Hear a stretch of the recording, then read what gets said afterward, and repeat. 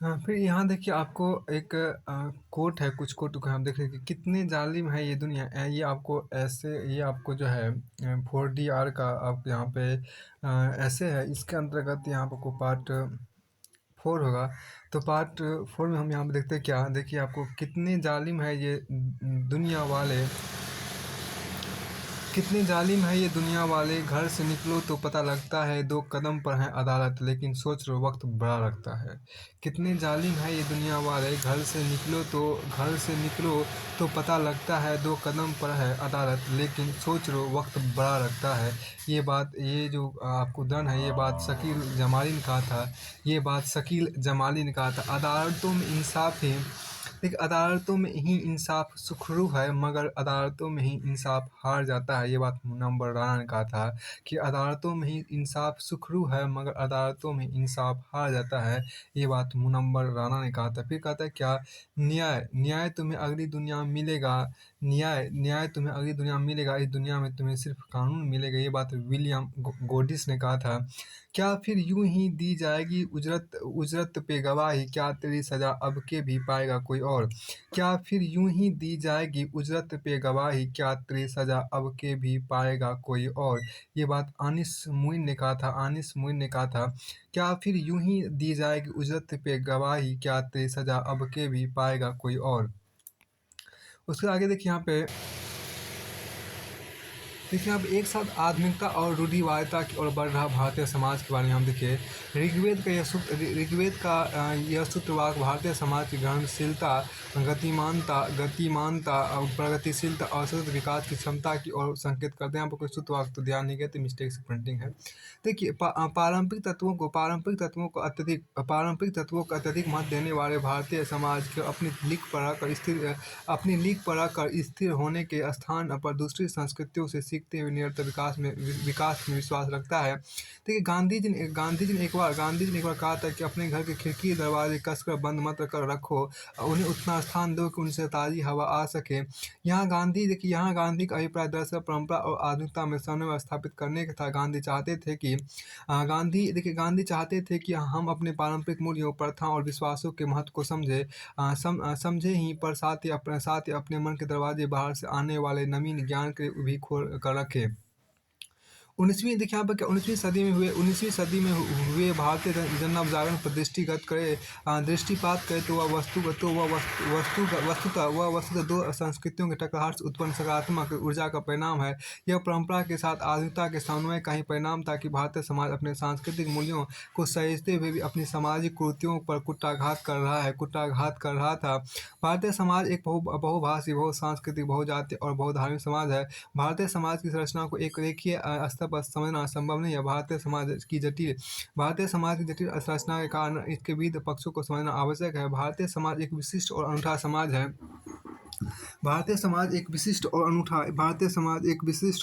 समाज है। देखिए, जो स्वयं अनेक संस्कृति, रीति रिवाज, धार्मिक विश्वास, प्रथा और जीवन शैलियों को समेटे हुए भारतीय समाज एक और जहाँ अपनी पुरातन रूढ़ियों की बेड़ियों से जकड़ा है, वहीं दूसरी ओर यह आधुनिक विकास के साथ कदमतार करने को आतुर है। जीवन के हर क्षेत्र में भारतीय समाज की यह प्रवृत्ति दृष्टिगोचर होती है। भारतीय समाज वस्तुतः एक साथ रूढ़िवादिता और आधुनिकता की ओर बढ़ रहा है। व्यक्तिगत और पारिवारिक स्तर पर देखें तो यह एक और पारंपरिक रूढ़िवादी संयुक्त परिवार पहले की तरह फल फूल रहे हैं। दूसरी ओर तेजी से नाभिकीय परिवार महानगरीय जीवन में शामिल होते जा रहे हैं। एक और भारतीय समाज पश्चिम से प्रेरित होकर भौतिकता की चकाचौंध के पीछे भाग रहा है, तो दूसरी ओर अपनी पुरातन आध्यात्मिक परंपराओं का भी बखूबी निर्वाह कर रहा है। यद्यपि समाज में यह द्वंद्व बना हुआ है कि वह योग को अधिक महत्व देता है अथवा भोग को, पर भारतीय समाज आश्चर्यजनक रूप से दोनों को अपनाते हुए आगे बढ़ रहा है। सामाजिक स्तर पर देखें तो भारतीय समाज यहाँ भी रूढ़िवादिता और आधुनिकता दोनों की ओर बढ़ रहा है। समाज में एक और महिलाएं जीवन के हर क्षेत्र में सफलता की नई इबारत लिख रही है, वहीं देश में शिशु लिंगानुपात हर जनगणना में घटता जा रहा है। एक और सामाजिक कुरीतियों में कमी आई है, तो दूसरी ओर महिलाओं के विरुद्ध होने वाले अपराध और यौन अपराधों में तेजी से बढ़ोतरी भी हुई है। बेटियां एक और देखिए, बेटियां एक और नाम कमा कर माता पिता का नाम रोशन कर रही है, तो दूसरी ओर कन्या भ्रूण हत्या के मामले दिन दुनी रात चौगुनी गति से बढ़ रहे। ऐसा अंतर्विरोध भारतीय समाज को एक विभेदक का विशेषता ही है। ऐसा अंतर्विरोध भारतीय समाज की एक विभेदक विशेषता ही है। देखिए, यत्र नार्यस्तु पूजन्ते तत्र, देखिए यत्र नार्यस्तु पूजन्ते रमन्ते तत्र देवता, यत्र नार्यस्तु पूजन्ते रमन्ते तत्र देवता का मंत्र देने वाली इस देश में स्त्री का अस्तित्व ना जन्म से पहले सुरक्षित है और ना जन्म के बाद। एक कवि ने लिखा भी है, कल तक जो वरदान थे उसके कल तक जो वरदान थे उसके आज वही है श्राप बने, आज वही है श्राप बने, अपनी ही बिटिया के कातिल अपने ही माँ बाप बने। कल तक जो वरदान थे उसके आज वही हैं श्राप बने, अपनी ही बिटिया के कातिल उसके ही माँ बाप बने। फिर आगे देखिए क्या कि सांस्कृतिक क्षेत्र में तो भारतीय समाज ने आधुनिकता रूढ़िवादिता में जबरदस्त मेल स्थापित किया। फैशन से लेकर खान पान, रहन सहन से लेकर रीति रिवाज तक हर क्षेत्र में भारतीय समाज दोनों को साथ लेकर चला। एक और भारतीय साड़ी और कुर्ते विश्व भर में भारतीय फैशन की पहचान बनकर उभरे हैं, तो वही दूसरी ओर आधुनिक पैंट जींस और कमीज भारतीय जनमानस के पसंदीदा सामान्य प्रधान बन गए हैं। खान पान में जहां भारतीय पारंपरिक व्यंजन डोसा, सांभर, इडली, पंजाबी मसालेदार भोजन ग्लोबल मंच पर छा रहे हैं, वहीं बाहर के पास्ता, मैक्सिकन, इटालियन, चाइनीज और कॉन्टिनेंटल फूड भारत की गली गली में उपलब्ध है। देखिए, एक और भारतीय समाज जन्म विवाह अंत्येष्टि के अपने रूढ़िवादी संस्कारों को भी पूरी तरह निभा रहा है। वहीं पश्चिम के खुलेपन और उन्मुखता के परिणाम स्वरूप इन रीति रिवाजों में परिवर्तन और फ्यूजन भी हो रहे हैं। धार्मिक और दार्शनिक स्तर पर देखें तो एक और भारतीय समाज आधुनिक अनिश्वरवाद, नास्तिकता, वैज्ञानिक मनोवृत्ति और प्रगतिशीलता को आकृष्ट हो रहा है, तो दूसरी ओर ये अपने पारंपरिक दार्शनिक एवं धार्मिक मूल्य जैसे ज्ञान, भक्ति, कर्म, निवृत्ति मार्ग, बहुदेववाद, अवतारवाद, पुनर्जन्म, आत्मा, बंधन, मोक्ष की अवधारणा तथा अहिंसा के सिद्धांतों पर अभी भी आस्थावान है। एक और भारतीय समाज जन्म विवाह अंत्येष्टि के अपने रूढ़िवादी संस्कारों को पूरी तरह निभा रहा है। वहीं पश्चिम खुलेपन और उन्मुखता के परिणाम स्वरूप इन रिवाजों में परिवर्तन और फ्यूजन भी हो रहे हैं। देखिए यहाँ पर आप क्या हो रहे हैं। देखिए, धार्मिक और दार्शनिक स्तर पर देखें तो एक और भारतीय समाज आधुनिक अनिश्वरवाद, नास्तिकता, वैज्ञानिक मनोवृत्ति और प्रगतिशील की ओर आकृष्ट हो रहा है, तो दूसरी ओर ये अपने पारंपरिक दार्शनिक एवं धार्मिक मूल्यों जैसे ज्ञान, भक्ति, कर्म, निवृत्ति मार्ग, बहुदेववाद, अवतारवाद, पुनर्जन्म, आत्मा, बंधन एवं मोक्ष की अवधारणा तथा अहिंसा के सिद्धांतों पर अभी भी आस्थावान है। देखिए, धर्म एवं अध्यात्म का आकर्षण कम होने के स्थान पर बड़ा ही है। धार्मिक स्थलों के बढ़ते निर्माण, धर्म गुरुओं के सत्संग, प्रवचन, पूजन, भजन कीर्तन, अजान, अरदास, उपवास, रोजा, तीर्थ स्थल और दरगाहों पर भारी भीड़ आदि यह सिद्ध करते हैं कि भारतीय समाज आधुनिक होने के साथ साथ रूढ़िवादी भी हो रहा है। आर्थिक क्षेत्र में भी यह अंतर्विरोध दृष्टिगोचर होता है। एक और पर्यावरण संरक्षण को बनाए रखते हुए हम धारणीय और समावेशी विकास की बात करते हैं, वहीं दूसरी अंधाधुंध विकास के नाम पर खनन और पेड़ों कटान जारी है। जल जंगल जमीन से लेकर हवा तक भ्रष्टाचार का बोलबाला इस द्वंद्व को बखूबी व्यक्त करता है।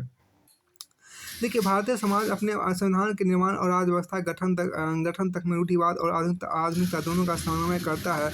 हमने अपने परंपरागत मूल्यों को जहां मौलिक कर्तव्य, राजनीति के निर्देशकत्व और प्रस्तावना में स्थान दिया है, वहीं स्वतंत्रता, समानता का आदर्श फ्रांस से, संसदीय प्रणाली ब्रिटेन से और मूल अधिकार अमेरिका से ग्रहण करने में कोई संकोच नहीं किया। ऐतिहासिक तौर पर भी देखें तो भारतीय कला और संस्कृति विकास स्वयं रूढ़िवादिता और आधुनिकता के समन्वय का परिणाम है। 14वीं सदी में अमीर खुसरो जहाँ भारतीय बीना और ईरानी तंबूरे को मिलाकर सितार बना रहे थे, वहीं स्थापत्य की नागर शैली एवं मूर्तिकला की गांधार शैली अलग अलग भारतीय एवं बाह्य कलाओं के समन्वय का परिणाम है। मुस्लिम स्थापत्य पर भारतीय प्रभाव स्पष्ट दृष्टिगोचर होता है। हिंदी और फारसी के सहयोग से उर्दू का जन्म भारतीय समाज की देन है। एक शायर ने लिखा है, कमल उर्दू के खिलते हैं, यहाँ हिंदी की झीलों में गजल को बांटना मुश्किल है, भाषाई कबीरों में। हाँ, देखिए यहाँ पर विज्ञान और प्रौद्योगिकी का स्तर पर भारतीय समाज रूढ़िवादिता और आधुनिकता की ओर एक साथ बढ़ रहा है। विज्ञान और प्रौद्योगिकी का स्तर पर भी भारतीय समाज रूढ़िवादिता और आधुनिकता की ओर एक साथ बढ़ रहा है। एलोपैथी पद्धति ने जहाँ अब पूरे देश में अपना स्थान बना लिया है, वहीं आयुष AYUSH और योग, आयुर्वेद, ध्यान, नेचुरोपैथी आदि वैकल्पिक चिकित्सा पद्धतियों में भी लोगों की रुचि बहुत तेजी से बढ़ी है। गुरुदेव रवीन्द्रनाथ टैगोर ने एक बार कहा था कि आधुनिकता पोशाक में नहीं विचारों में होती है। भारतीय समाज बाह्य वस्तुओं के प्रयोग के साथ साथ वैचारिक और सांस्कृतिक स्तर पर भी रूढ़िवादिता आधुनिकता दोनों की ओर साथ साथ बढ़ रहा है। देखिए यहाँ से जो आपको खंड 1 था वो पूरी तरह से फिनिश होता है। बाकी ऐसे को हमने अलग बुक में एक पढ़ चुके हैं, तो उसको हम देख बाकी ऐसे जो है वो अलग बुक में हम पढ़े हैं। तो इसी से खंड 1 और खंड 2 जो है वो पूरी तरह से फिनिश। देखिए 2019 में जो पूछे गए आपको निबंध, उसको देखिए पहला आपको देखिए विवेक सत्य को खोज निकालता है। देखिए सूर्य केंद्र में है या पृथ्वी, कौन किसका चक्कर लगाता है। शायद आज किसी व्यक्ति से यह प्रश्न पूछा जाए तो वो आसानी से इसका जवाब दे सकता है कि सूर्य केंद्र में। लेकिन इस सत्य पर पहुंचने की राह वर्तमान में जितनी आसान दिखाई देती है उतनी है नहीं। मध्यकाल तक इस तथ्य को लेकर सर्वसम्मति रही होगी कि पृथ्वी केंद्र में है तथा सूर्य पृथ्वी के चक्कर लगाता है, अथवा ऐसा हो सकता है कि जब चर्च एवं पादरियों ने बता ही दिया कि पृथ्वी केंद्र में है तो फिर हमने इस पर संदेह व्यक्त करने की हिम्मत नहीं जुटाई कि इस सत्य की प्रमाणिकता की जांच करें। लेकिन कुछ विवेकशील मनुष्यों लेकिन कुछ विवेकशील मनुष्यों को इस तथ्य की प्रामाणिकता पर संदेह आया होगा और उनके विवेक ने सत्य की खोज के लिए उन्हें प्रेरित किया होगा। अंततः वे इस सत्य पर पहुंच ही गए कि पृथ्वी नहीं बल्कि सूर्य केंद्र में है तथा पृथ्वी सूर्य के चक्कर लगाती है। परंतु कहा जाता है कि सत्य कड़वा होता है। जब हमारे सामने सत्य आता है तो उसे स्वीकारना आसान नहीं होता है। मध्यकाल में चर्च की सत्ता को चुनौती देना कितना कठिन था, इस बात को हम अच्छी तरह जानते हैं। इसके बावजूद कोपरनिकस, ब्रूनो, गैलीलियो जैसे वैज्ञानिकों ने अपने विवेक के बल पर यह खोज करने का प्रयत्न किया कि सत्य वास्तव में सत्य क्या है और समाज के प्रति अपने मत का प्रतिपादन किया। ब्रूनो को तो सत्य की खोज के लिए जिंदा जला दिया गया। इसी क्रम में निबंध के शीर्षक अनुरूप एक परिचित कहानी की भी चर्चा करना महत्वपूर्ण हो जाता है कि एक बार एक राजा के दरबार में 2 महिलाएं आई जो किसी बच्चे को लेकर अपना दावा प्रस्तुत कर रही थी। इस परिस्थिति में राजा के लिए न्याय करना मुश्किल हो गया। आधुनिक काल के समान उस समय DNA जैसी टेक्नोलॉजी भी नहीं थी जिससे समस्या का उचित समाधान किया जा सके तथा न्याय हो सके। अतः राजा ने अपने विवेक का प्रयोग किया और सत्य को खोजने का प्रयत्न किया। राजा ने क्रोधित होकर कहा कि इस बच्चे को तलवार से 2 हिस्से कर दिए जाए एवं दोनों महिलाओं को एक हिस्सा दे दिया जाए। राजा के इतना कहने पर उनमें से एक महिला ने तुरंत कहा, महाराज आप बच्चे को इस महिला को दे दीजिए।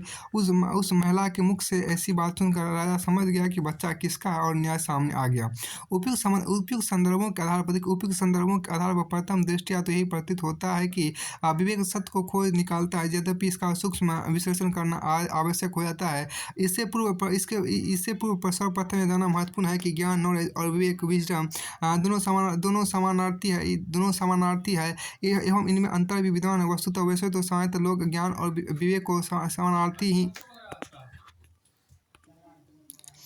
उपयुक्त संदर्भ के आधार पर प्रथम दृष्टया यही प्रतीत विवेक सत्य को खोज निकालता है और यद्यपि इसका सूक्ष्म विश्लेषण करना आवश्यक हो जाता है। इससे पूर्व सर्वप्रथम जानना महत्वपूर्ण है कि ज्ञान, नॉलेज और विवेक, विजडम दोनों समानार्थी या इनमें अंतर भी विद्यमान है। वस्तुतः वैसे तो सामान्यतः लोग ज्ञान और विवेक को समानार्थी ही मानते हैं, परंतु दोनों मौलिक असमानताएं हैं। देखिए ब्रिटिश निबंधकार, दार्शनिक और इतिहासकार बर्ट्रैंड रसल अपने निबंध नॉलेज एंड विजडम में इनके मध्य अंतर की विस्तृत चर्चा करते हैं। रसल नॉलेज अर्थात ज्ञान को डाटा या सूचनाओं के संग्रहण अथवा किसी वस्तु के बारे में प्राप्त जानकारी के रूप में परिभाषित करते हैं, जबकि उनके अनुसार विजडम अर्थात विवेक अपने अनुभवों एवं परिश्रमों से इन सूचनाओं का व्यावहारिक अनुप्रयोग करने से संबंधित है।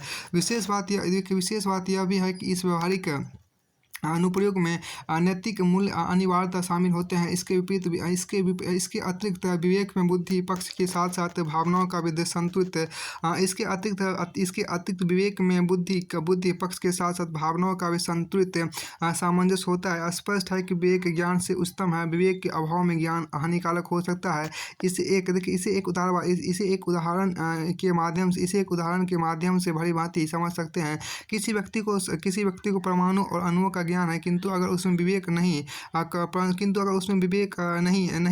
है तो वह हो सकता है कि वह अपने ज्ञान का उपयोग मानवीय सभ्यता के विकास में ना करके परमाणु हथियारों का निर्माण करके मानव के विध्वंस में करे। दूसरी तरफ अगर व्यक्ति में ज्ञान है और विवेक भी है तो वह अपने ज्ञान का उपयोग करके नए नए आविष्कार करने के लिए प्रयत्नशील होगा। साथ ही इन आविष्कारों का प्रयोग मानवीय सभ्यता के विरुद्ध ना कर उसकी भलाई एवं प्रगति में करेगा।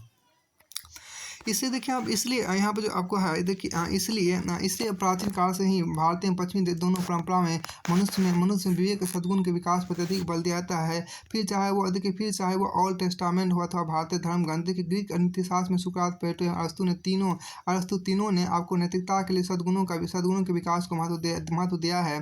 प्लेटो की पुस्तक द रिपब्लिक में वर्णित दार्शनिक राजा विवेक एवं ज्ञान से युक्त है। वहीं अरस्तु ने भौतिक सद्गुण में विवेक को प्रमुख माना है, जो सुकरात के ज्ञान सद्गुण के नजदीक है। इसी संदर्भ में सुकरात का प्रसिद्ध कथन भी है, एन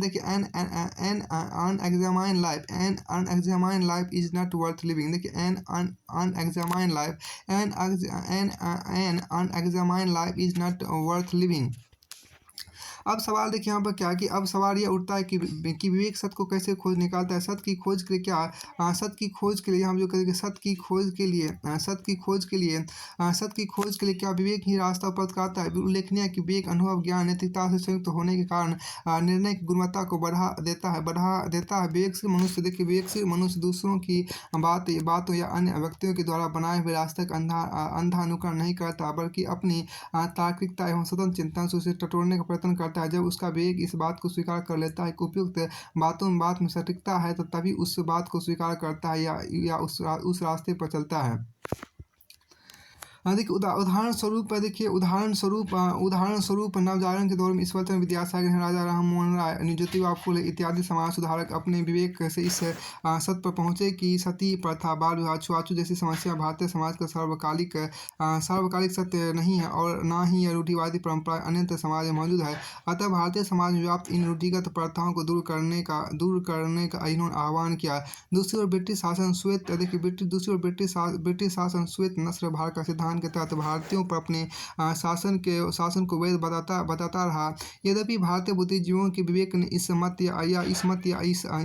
या असत को सिरे से नकार दिया और वे इस निष्कर्ष पर पहुंचे कि इस सिद्धांत के माध्यम से सत्य को विकृत करके भारतीयों का अत्यधिक शोषण किया जा रहा है तथा उनके धन को लूट कर ब्रिटेन पहुंचाया जा रहा है। देखिए विचारणीय है कि विवेक व्यक्ति के संदेह को दूर करता है। जब तक व्यक्ति में संदेह व्याप्त होगा वह सत्य तक नहीं पहुंच सकता है, जिस कारण उसे व्यक्ति में संदेहात्मक मनोवृत्ति विकसित हो रही है देखिए विवेक उसकी जड़ तक पहुंच कर उसे समाप्त कर देता है। हालांकि इससे सहमत हुआ जा सकता है कि पूर्व में जिन बातों को लेकर धारणा थी कि उपयुक्त मत पूर्णतः असत्य है, अगर लोगों के मन में उस तथ्य की सटीकता को लेकर संदेह उत्पन्न नहीं होता तो असत्य से सत्य की दिशा में हम पहला कदम नहीं बढ़ाते। लेकिन यह भी सत्य है कि अगर व्यक्ति संदेह में ही रहेगा तो अपने विवेक से अर्थात सत्य असत्य, नैतिक, अनैतिक और अन्य प्रतिमानों के आधार पर दूर करने का प्रयत्न नहीं करेगा। तो यह असंभव है कि वह सत्य तक पहुंच पाए। उदाहरण न्यूटन जब पैर के नीचे बैठे हुए तो सेब के गिरने से उनके मन में संदेह उत्पन्न हुआ, लेकिन सेब गिरने कारणों का उन्होंने अवलोकन किया, ना कि संदेह में ही जीवन गुजार दिया। विवेक के बल पर इस घटना के सत्य तक पहुंचने का प्रयास किया तथा सेब गिरने का कारण पृथ्वी में गुरुत्वाकर्षण बताया। इस प्रकार न्यूटन ने विवेक के माध्यम से सत्य को खोज निकाला। अब देखिए अब यहाँ पर अन्य सवाल यह भी उठता है कि क्या सत्य परिवर्तित होता रहता है अथवा मनुष्य अपने स्वार्थ के अनुकूल सत्य की व्याख्या भिन्न भिन्न तरीके से करता है। यहाँ देखिए यह प्रश्न इसलिए भी प्रासंगिक हो जाता है क्योंकि एक समय तक जिस बात या मत को सत्य माना जाता था उसे बाद में सत्य से असत्य की श्रेणी में क्यों शामिल कर दिया था। वस्तुतः सत्य परिवर्तित नहीं होता, बल्कि उसके ऊपर अनेक परतें चढ़ी होती है। उन परतों को हटाकर हम सत्य की जड़ तक पहुँच नहीं पाते। हम सत्य की जड़ तक पहुँच नहीं पाते। इसलिए जो बात सत्य है उसकी पहचान इसलिए जो बात सत्य है उसकी पहचान ना करके हम उसकी ऊपरी आवरण को ही सत्य समझ लेते हैं। फलतः भ्रम होना स्वाभाविक है। इसके अलावा मनुष्य अपने स्वार्थ के अनुरूप सत्य की विकृत व्याख्या करता रहता है। साधारण जन विकृत मत को ही प्रामाणिक सत्य मान लेते हैं। इस भ्रम को फैलाने में वो अपने ज्ञान का उपयोग कर सकता है, लेकिन विवेक के साथ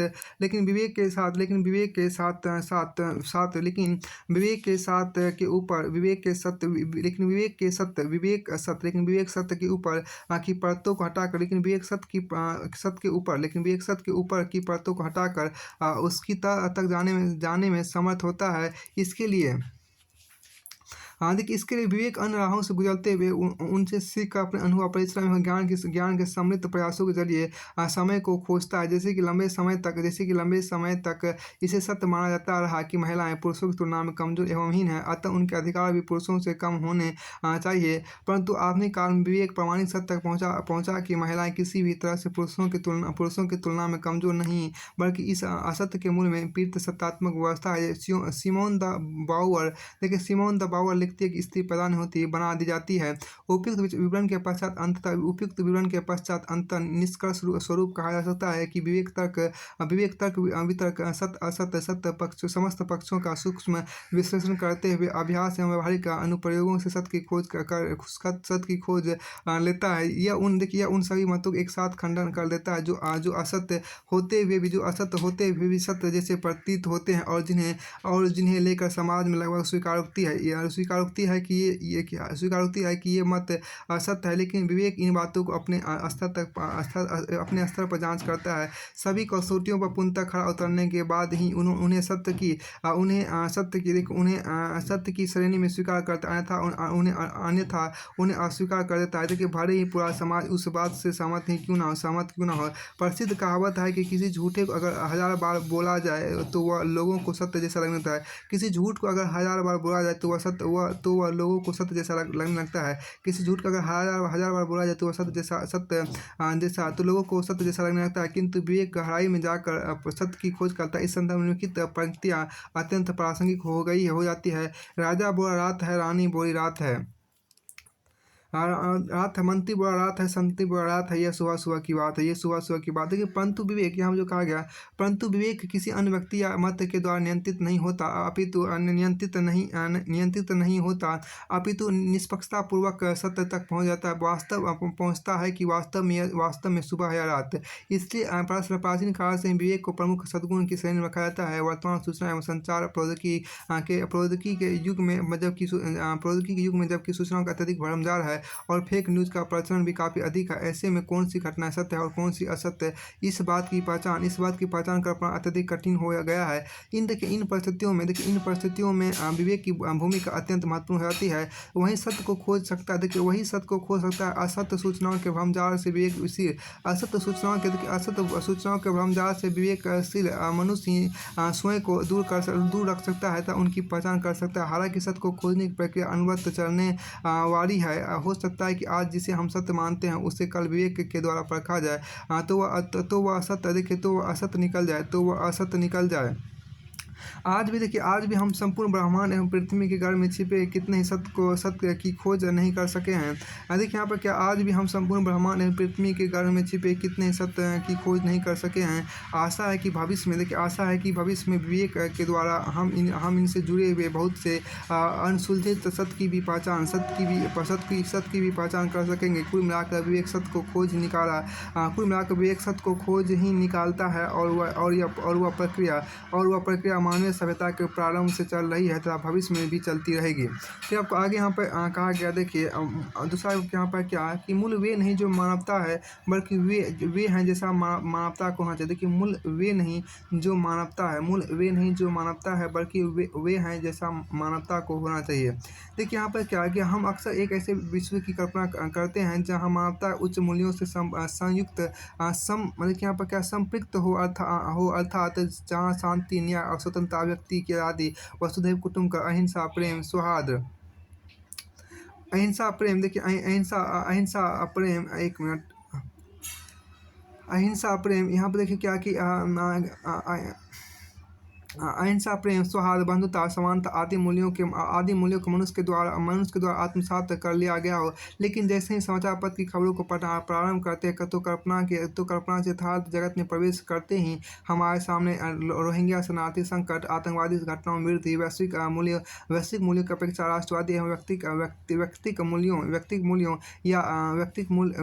या हितों को व्यर्थ, मानवाधिकारों का हनन इत्यादि घटनाएं आ जाती है। ये सभी घटनाएं मानवता को गहन क्षति पहुंचाती है। एक यहाँ देखिए गहन क्षति पहुंचाती, एक देखिए यहाँ पर क्या, एक ऐसे विश्व की कल्पना जहाँ सभी व्यक्ति, देखिए एक ऐसे विश्व की कल्पना जहाँ सभी व्यक्ति सुख सुविधाओं से संपन्न है। मानव विकास के सूचकांक पर सभी समुदाय एवं राष्ट्रों का, मानव विकास सूचकांक पर सभी समुदाय राष्ट्रों का प्रदर्शन बेहतर है। साथ ही उच्च मूल्य से संपूर्ण समाज गहरा जुड़ा हुआ है। यथार्थ से कहीं दूर नजर आती है। देखिए सवाल, देखिए यहाँ पर क्या है कि सवाल व्यक्ति में उच्च मानवीय मूल्यों के समावेश का ही नहीं है, अपितु एक अन्य प्रश्न यह भी उठता है कि क्या आज हम मानवता के दायरे को संकीर्ण अर्थों में देख रहे हैं। उपयुक्त प्रश्नों का जवाब तलाशने से पूर्व यह जानना आवश्यक हो जाता है कि मूल्य से तात्पर्य क्या है और मूल्य किस प्रकार मानवता के पथ प्रदर्शक की भूमिका अदा करता है, अर्थात यह इंगित करता है कि मानवता को कैसा होना चाहिए। वस्तुतः मूल्य किसी समाज या संस्कृति के आधारभूत नैतिक आदर्श या सिद्धांत होते हैं जो व्यक्ति को नैतिक कार्य करने के लिए प्रेरित करता है। साथ ही इन सिद्धांतों या आदर्शों के आधार पर किसी व्यक्ति, समाज या समुदाय के कार्यों का परीक्षण किया जाता है कि वो नैतिक है या अनैतिक। इसके अतिरिक्त मूल्यों के संदर्भ में यह समझना भी जरूरी है कि मूल्य परिवर्तनशील होते हैं। यह संभव है कि किसी समाज में किसी मूल्य को मान्यता प्राप्त हो किंतु किसी अन्य समाज में उस मूल्य को स्वीकृति ना मिले। साथ ही देखिए यह भी सत्य है कि समय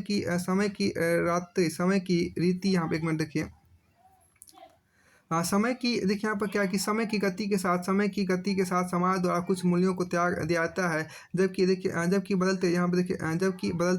जबकि बदलते समय एवं परिस्थितियों के अनुरूप जो मूल कसौटियों पर खड़े उतरते हैं उन्हें अपना लिया जाता है। इस प्रकार विश्व के सभी समाज और संस्कृतियों में कुछ ऐसे मूल्यों की प्रधानता होती है जो सभी संस्कृतियों में विद्यमान होते हैं। देखिए इन्हें सार्वभौमिक मूल्यों की श्रेणी में रखा जाता है। सत्य, अहिंसा, सौहार्द, प्रेम, स्वतंत्रता इत्यादि मूल्य सार्वभौमिक मूल्यों के उदाहरण है। देखिए यहाँ पर क्या कि गौरतलब है कि मूल्यों की व्याप्ति आदर्शों के स्तर पर होती है। देखिए वो गौरतलब है कि मूल्यों की व्याप्ति आदर्शों के स्तर पर होती है, चूंकि आदर्शों की प्राप्ति 100% नहीं की जा सकती और मूल्य मानव को मानवता की दिशा में प्रेरित करते हैं। इसलिए मूल्य मानवता न होकर यह बतलाने का प्रयास करते हैं कि मानवता को कैसा होना चाहिए। देखिए उदाहरण स्वरूप मानव को सिर्फ व्यक्तिगत हितों के पास ही अपने जीवन को नहीं समेट लेना चाहिए। देखिए यहाँ पर जो आपको कहा गया एक खास मत आपको यहाँ पर जो है यहाँ देखिए क्या कि अपने ऊपर समाज से राष्ट्र और राष्ट्र के ऊपर विश्व को वरीयता देनी चाहिए। जब संपूर्ण विश्व में सुख, शांति एवं समृद्धि होगी तो स्वाभाविक रूप से हमारे घर परिवार में भी सुख, शांति और समृद्धि होगी। यही कारण है कि वसुधैव कुटुंबकम अर्थात विश्वव्यापी चेतना से मूल्य बतलाते हैं कि मानव को कैसा होना चाहिए। तमिल कवि आपको कन्यन पुदुन्नार देखिए तमिल कवि कनियन पंगु नद्र नार तमिल देखिए यहाँ पर क्या कि तमिल भाषा में लिखते हैं कि तमिल भाषा में लिखते हैं कि यादम उरे। देखिए यादम उरे याव रूब खेरी खेरी। देखिए यादम उरे याव रूब खेरी, अर्थात हम सभी स्थानों के लिए हम सभी स्थानों के लिए अपनेपन का भाव रखते हैं और सभी लोग ये हमारे अपने हैं। इसी मूल से और सभी लोग हमारे अपने हैं। इसी मूल से प्रेरित आदमी कवि जयशंकर प्रसाद अपनी रचना कामायनी में लिखते हैं क्या, औरों को हंसते देखा मनु हंसो और सुख पाओ। औरों को हंसते देखा मनु हंसो और सुख पाओ। अपने सुख को विस्तृत कर लो, सबको सुखी बनाओ। देखिए अब यहाँ पर एक अन्य सवाल यह भी उठता है कि मूल्य मानवता क्यों नहीं। देखिए मूल्य मानवता क्यों नहीं है, इसका कारण यह है कि देखिए इसका कारण यह है कि मानवता द्वारा इन मूल्यों को पूर्णतः अपनाया नहीं जा सकता, क्योंकि ये आदर्श या सिद्धांत के रूप में मौजूद होते हैं। हाँ, सिद्धांत के रूप में मौजूद होते हैं। यहाँ पर देखिए क्या एक कि इसका कारण यह है कि मानवता द्वारा इस मूल्यों को पूर्णतः अपनाया नहीं जा सकता, क्योंकि ये आदर्श या सिद्धांत के रूप में मौजूद होते हैं। इसके अलावा अमूल्य सकारात्मक के साथ साथ नकारात्मक भी होते हैं, अर्थात कुछ मूल्य बदलते समय के साथ स्वयं को मानवता से जोड़ नहीं पाते। इसलिए देखिए इसलिए उन्हें रूढ़िवादी मूल्यों की संज्ञा दी जाती है, जैसे कि जातिवाद, बाल विवाह, पशुओं की हत्या जैसे मूल्य आधुनिक मनुष्य के साथ संबंध स्थापित नहीं कर पाते। लेकिन जो मूल्य सकारात्मक है, सार्वभौमिक है, वे मानवता के पथ प्रदर्शक होते हैं। उदाहरणार्थ न्याय, शांति, मानवीय गरिमा, समानुभूति, सत्यनिष्ठा, विविधता का सम्मान इत्यादि मूल्यों की मानवता द्वारा पूर्णतः प्राप्ति नहीं की जा सकी है। दूसरे शब्दों में कहें तो विश्व में इन मूल्यों का कुछ अंश ही विद्वान है। यही कारण है कि विश्व में मानवाधिकारों उल्लंघन, नव उपनिवेशवाद, व्यक्तियों की स्वार्थवादी प्रवृत्ति में वृद्धि के साथ साथ पर्यावरणीय मूल्यों का ह्रास होने से पर्यावरणीय प्रदूषण एवं जलवायु परिवर्तन जैसी समस्याएं नजर आ रही है। अतः विश्व में जितने भी समाज सुधारक दर्शन शास्त्री, कवि एवं मानवतावादी हुए हैं, उन सभी ने मूल्यों के विकास पर अत्यधिक बल दिया है। सद्गुण नीति शास्त्र में सुकरात, प्लेटो, अरस्तु ने साहस, संयम, विवेक, न्याय जैसे सद्गुणों के महत्व को प्रतिपादित किया है। दूसरी तरफ भारतीय परंपरा में आपको गीता में निष्काम कर्मयोग के मूल्य को स्वीकारा गया। इसका तात्पर्य है कि व्यक्ति को निष्काम भाव से अर्थात फल की इच्छा न रखते हुए अपना कर्तव्य करना चाहिए। बौद्ध धर्म में अहिंसा। देखिए यहाँ पर क्या बौद्ध धर्म में आपको अहिंसा बौद्ध धर्म आपको अहिंसा, करुणा, अपदीपो भव इत्यादि मूल्यों को महत्व दिया गया है, जबकि जैन धर्म आपको अहिंसा, पशुओं के प्रति दया का भाव आदि मूल्यों को मानवता के लिए आवश्यक माना गया है। इसके अतिरिक्त गांधी जी का अपरिग्रह व्रत साधन साध की पवित्रता, अहिंसा, सत्य इत्यादि मूल्य वर्तमान मानवीय समाज का मार्गदर्शन कर रहे हैं। इन मूल्यों के पालन से न केवल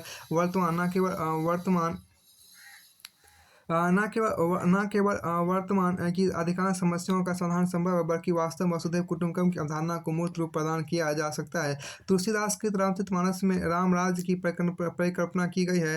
राम राज्य में शासन संचालन उच्च आदर्शों को अपनाया गया जहाँ कल्याणकारी राज्य की अवधारणा मौजूद होने के साथ साथ गरीबी, बेरोजगारी, अकाल जैसी समस्याएं नहीं है। राम राज्य में चारों ओर समृद्धि है। निसंदेह देखिए आप एक मिनट फिर से देखिए इसको, जहाँ कल्याणकारी राज्य की अवधारणा मौजूद होने के साथ साथ गरीबी, बेरोजगारी, अकाल जैसी समस्याएं नहीं है। राम राज्य में चारों ओर समृद्धि है। निसंदेह राम राज्य अर्थात कल्याणकारी राज्य की दिशा में वर्तमान लोकतांत्रिक देश प्रयासरत है। देखिए अल्प मृत्यु नहीं कब निहु पीरा, अल्प मृत्यु नहीं कब निहु पीरा, सब सुंदर सब बिरुज शरीरा, नहीं दरिद्र कोई दुखी ना दीना, नहीं कोई अबुध ना लक्षणहीना। देखो अच्छी बात यहाँ पर लिखा गया है कि अल्प मृत्यु नहीं। देखिए यहाँ पर जो कहा गया उसको समझिए कि अल्प मृत्यु नहीं कभू पीरा, अल्प मृत्यु नहीं कभू पीरा, सब सुंदर सब बिरुज शरीरा। देखिए नहीं दरिद्र कोई दुखी ना दीना, नहीं कोई अबुध ना लक्षणहीन। रंगभेदी मानसिकता और नस्ल के आधार पर भेदभाव करने के विरुद्ध 20वीं सदी में देखिए यहाँ पर क्या कि 20वीं सदी में रंगभेद विरोधी आंदोलन चले। अतः नस्लीय समानता एवं मानवाधिकार जैसे मूल्यों का प्रतिनिधित्व शहीद मार्टिन लूथर किंग जूनियर और नेल्सन मंडेला द्वारा दक्षिण अफ्रीकी सरकार की रंगभेद नीतियों के विरुद्ध चलाए जा रहे आंदोलन में मिलता है। अमेरिकी लेखक मार्क ट्वेन ने निम्नलिखित कथन में इन मूल्यों की अभिव्यक्ति अमेरिकी लेखक मार्क ट्वेन के निम्नलिखित कथन में इन मूल्यों की अभिव्यक्ति दिखाई पड़ती है। I have no race prejudice and I think I have no colour prejudice nor caste prejudice nor creed prejudice. Indeed, I know it. I can stand any society.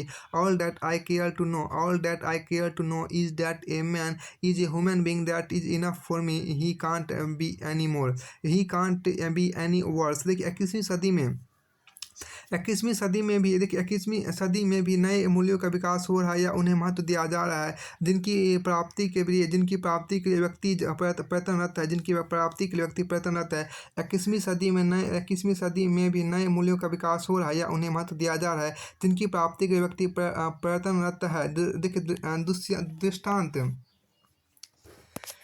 देखिए यहाँ पर क्या कि दृष्टांत के तौर पर पर्यावरणीय मूल्य की आवश्यकता देखिए दृष्टांत के तौर पर पर्यावरणीय मूल्य की आवश्यकता अन्य शताब्दियों या समय की तुलना में 21वीं सदी में अत्यधिक है। देखिए औद्योगिक क्रांति से पर्यावरणीय संसाधनों का जो अनियंत्रित दोहन शुरू हुआ है, उसके कारण जलवायु परिवर्तन एवं पर्यावरणीय प्रदूषण की समस्या मानवता के समक्ष वर्तमान में सबसे बड़ा संकट है। देखिए इस समस्या ने मनुष्य के अस्तित्व पर ही प्रश्न उत्पन्न कर दिया है। इन परिस्थितियों मनुष्य द्वारा पर्यावरणीय मूल्य को आत्मसात करना एवं पर्यावरणीय नैतिकता को महत्व देना उसके जीवन के लिए अपरिहार्य हो जाता है। वर्तमान में विभिन्न एनजीओ, संयुक्त राष्ट्र की संस्थाएं, नागरिक कार्यकर्ता पर्यावरणीय मूल्य को विश्व में प्रोत्साहित करने के भली भांति प्रयास कर रहे हैं। ज्ञानपीठ पुरस्कार विजेता अमिताभ घोष की पुस्तक the great D arrangement, climate change and the unthinkable में जलवायु परिवर्तन की समस्या एवं इससे उत्पन्न चुनौतियों का विस्तारपूर्वक वर्णन किया गया है। इसी तरह हमारे विश्व में परिवर्तन लाने के लिए विश्व को सुंदर एवं न्यायसंगत बनाने के संयुक्त राष्ट्र संघ द्वारा लिविंग नो वन बिहाइंड के मूल पर एजेंडा 2030 की अवधारणा रखी गई है, जिसमें सतत विकास लक्ष्य निर्धारित है, जिन्हें 2030 तक पूरा करने का संकल्प रखा गया है। इनमें सामाजिक, आर्थिक, राजनीतिक एवं पर्यावरणीय मूल्य समाहित है, जो इस दिशा में प्रेरित करते हैं कि मानवता गरीबी, भुखमरी से मुक्त होने के साथ साथ समानता, न्याय और सहयोग पर आधारित हो। यहाँ पर देखिए एक खास बात जो आपको है क्या, देखिए वस्तुतः मानवता के लिए यहाँ पर जो आपको है वस्तुतः मानवता के लिए मूल्यों की प्रवृत्ति अस्थायी नहीं है। समाज कुछ मूल्यों का निर्धारण करता है, उनकी प्राप्ति की दिशा में प्रयासरत होता है तथा उन तक पहुँचने के पश्चात स्वयं के लिए फिर से नए मूल्यों का निर्धारण करता है। इस प्रकार यह निरंतर चलने वाली प्रक्रिया और किसी खास बिंदु पर आकर यह प्रक्रिया संपन्न हो जाए ऐसा संभव नहीं। उदाहरणार्थ यूरोप में पुनर्जागरण के कारण मानवतावादी मूल्य परलोक की जगह इहलोक का महत्व तथा मानव की क्षमता पर अत्यधिक बल देना, जिससे मूल्यों का विकास हुआ। इसी तरह फ्रांसीसी क्रांति के आदर्श स्वतंत्रता, समानता, बंधुत्व मूल्य बने। 20वीं सदी में शांति, न्याय, खुलापन, विविधता का सम्मान, नस्ल के आधार पर लोगों से भेदभाव न करने इत्यादि मूल्यों को महत्व दिया गया। देखिए उपयुक्त विवरण से स्पष्ट है कि मूल्य आदर्श या सिद्धांत के रूप में मौजूद होते हैं। समय एवं परिस्थितियों के अनुसार मूल्य परिवर्तनशील भी होते हैं तथा नए मूल्यों को मनुष्य के द्वारा महत्व दिया जाने लगता है। चूँकि आदर्श की 100% प्राप्ति संभव नहीं, इसलिए बेहतर यही है कि मनुष्य इन आदर्शों की प्राप्ति के जितना अधिक नज़दीक पहुँच सके उतना ही मूल्यों से सुसंगत मानवता का विकास हो सकेगा। यह जरूरी भी है क्योंकि मूल्य न केवल मनुष्य को नैतिक दृष्टिकोण प्रदान करते हैं, बल्कि वे व्यक्ति की अधिकार चेतना के साथ साथ कर्तव्य चेतना का भी विकास करते हैं। फलतः समाज में सभी व्यक्तियों के अधिकारों की रक्षा होती है। महत्वपूर्ण बिंदु यह भी है कि मूल्य न केवल व्यक्ति के स्तर पर बल्कि संस्था, समाज और राज्य के स्तर पर भी मानवता को कैसा होना चाहिए इसका निर्धारण करने में भी सहायक है। जैसे कि समाज से यह अपेक्षा की जाती है कि वह ऐसे मूल्यों को महत्व न दे जो समाज में कुछ व्यक्तियों के शोषण का आधार वो बने। दूसरी तरफ वर्तमान में राज्य से अपेक्षा की जाती है कि वह केवल कानूनों का निर्माता ही ना हो अपितु कल्याणकारी राज्य की भूमिका का निर्वहन करे तथा शासन प्रणाली में नागरिक केंद्रित प्रशासन, जवाबदेही, पारदर्शिता, खुलेपन की संस्कृति इत्यादि मूल्यों से मुक्त हो। फिर आपको आगे हम देखिए आपको है व्यक्ति के लिए जो सर्वश्रेष्ठ है वो आवश्यक नहीं कि समाज के लिए भी हो। व्यक्ति के लिए जो सर्वश्रेष्ठ हो वो आवश्यक नहीं कि समाज के लिए भी हो। इसमें थोड़ा सा आप इसको छोटा कीजिए। फिर आपको आगे यहाँ पर है देखिए, महान विचारक रूसो ने कहा था कि व्यक्ति स्वतंत्र पैदा होता है, पर वह सर्वत्र बेरियों में जकड़ा हुआ होता है। अब प्रश्न का उठता है कि ये कौन सी बेरियां हैं? ये कौन सी बेरियां जिन्हें मनुष्य साथ लेकर आता है? ये कैसे बंधन है जो इस सामाजिक पशु को याव जजन बांधे रखते हैं? दरअसल ये संबंधों के बंधन है। दरअसल ये संबंधों के बंधन है, वैसे संबंधों के बंधन जिनसे समाज स्वयं बना है और जिन्हें वह संविदा की तरह हम पर भी आरोपित करता है। इस तरह समाज में व्यक्ति का स्थान दीवार की ईंट जैसा हो जाता है, जो स्वयं दीवार की तुलना में चाहे जितनी भी छोटी हो तो पर उसकी एक तय जगह है जहाँ उससे उसके हिलने पर पूरी दीवार की ईंटें प्रभावित होंगी। देखिए, संक्षेप में कहे तो समाज हमें हम जैसों के बीच महत्वपूर्ण बनाता है। ऐसे में समझना कठिन नहीं है। कि व्यक्ति की बदलती जगह से प्रभावित हो जाने वाले समाज व्यक्ति के अंदर चल रहे बदलाव से भरपूर प्रभावित होगा। कुल मिलाकर प्रतीत होता है कि समाज और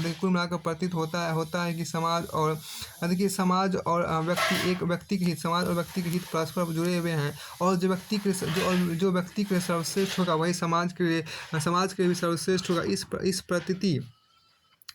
इस प्रतीति के प्रामाणिक परीक्षण के लिए सबसे पहले हमें यह जानना होगा कि व्यक्ति के सर्वश्रेष्ठ क्या है। इस संदर्भ में टू हैव और टू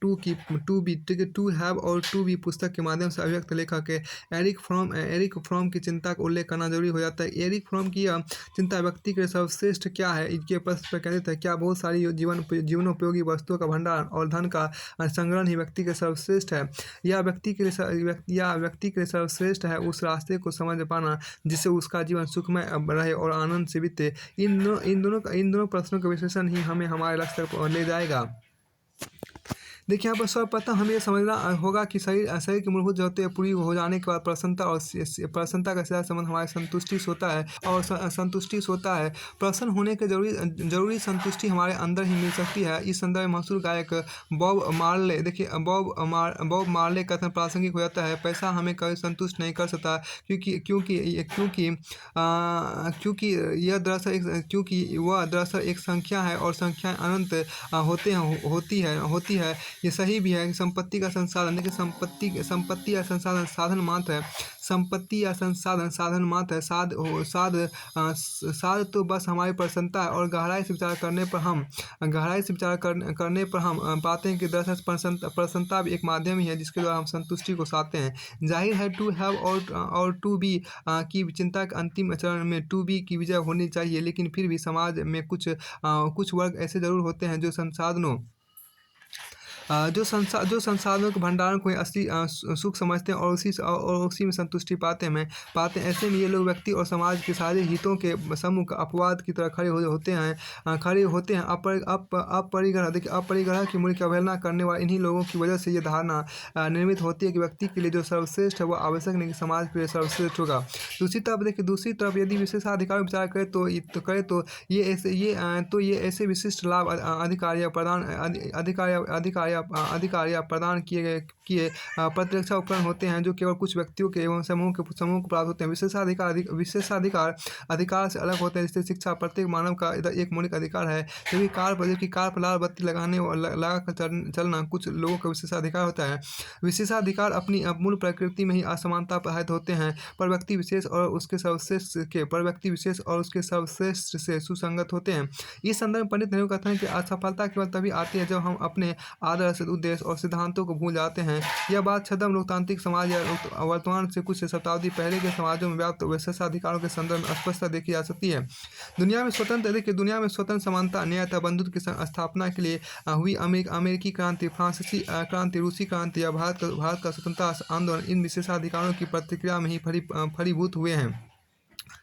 देखिए यहाँ पर क्या है कि पूरी दुनिया पर शासन करने वाले ब्रिटिश सत्ता स्वयं को लोकतांत्रिक मूल्यों का वाहक कहती थी, किंतु वास्तव में उसने अपने लोकतांत्रिक और सिद्धांतों के ऊपर अपने विशेषाधिकारों को प्रभावी बनाया, जिसका परिणाम यह हुआ कि न अस्त होने वाली ब्रिटिश सत्ता का सूर्य अस्त हो गया। देखिए यहाँ पर निश्चित रूप से विशेषाधिकारों को सिद्धांतों से ज़्यादा महत्व देने की प्रवृत्ति ने पूरी दुनिया के समाजों को उनके आदर्शों तथा समावेशी विकास लक्ष्य से दूर किया है। संपूर्ण विश्व में सार्थक नेतृत्व का संकट उत्पन्न किया है, जिसने वैश्विक चुनौतियों जैसे जलवायु परिवर्तन, साइबर सुरक्षा, आतंकवाद तथा शरणार्थी संकट जैसी विषम परिस्थितियों को भयावह बनाया है। देखिए इन चुनौतियों का तार्किक समाधान यह सत्यनिष्ठा तथा ईमानदारी से सिद्धांतों को धारण करने वाला नेतृत्व ही कर सकता है। देखिए नए नेतृत्व ही कर सकता है।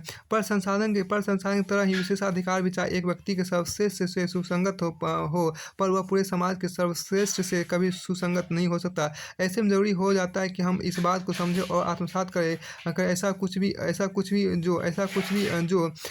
कुछ भी जो छत्ते के लिए हानिकारक है, मधुमक्खी के लिए कभी फायदेमंद नहीं हो सकता। हमारा समाज अगर छत्ता है तो हम मधुमक्खियां हैं। और समझना हमें यह है कि समाज का हित व्यक्ति के हित से अलग नहीं है, और समाज का हित व्यक्ति के हित से अलग नहीं है। समाज का हित पूरी मानव जाति के हित को साधने का एक सीधा और सपाट रास्ता है। देखिए समाज का हित पूरी मानव जाति के हित को साधने का एक सीधा और सपाट रास्ता है, पर इस पर चलने के लिए हमें कुछ व्यक्तिगत हितों की बलि देनी ही होगी।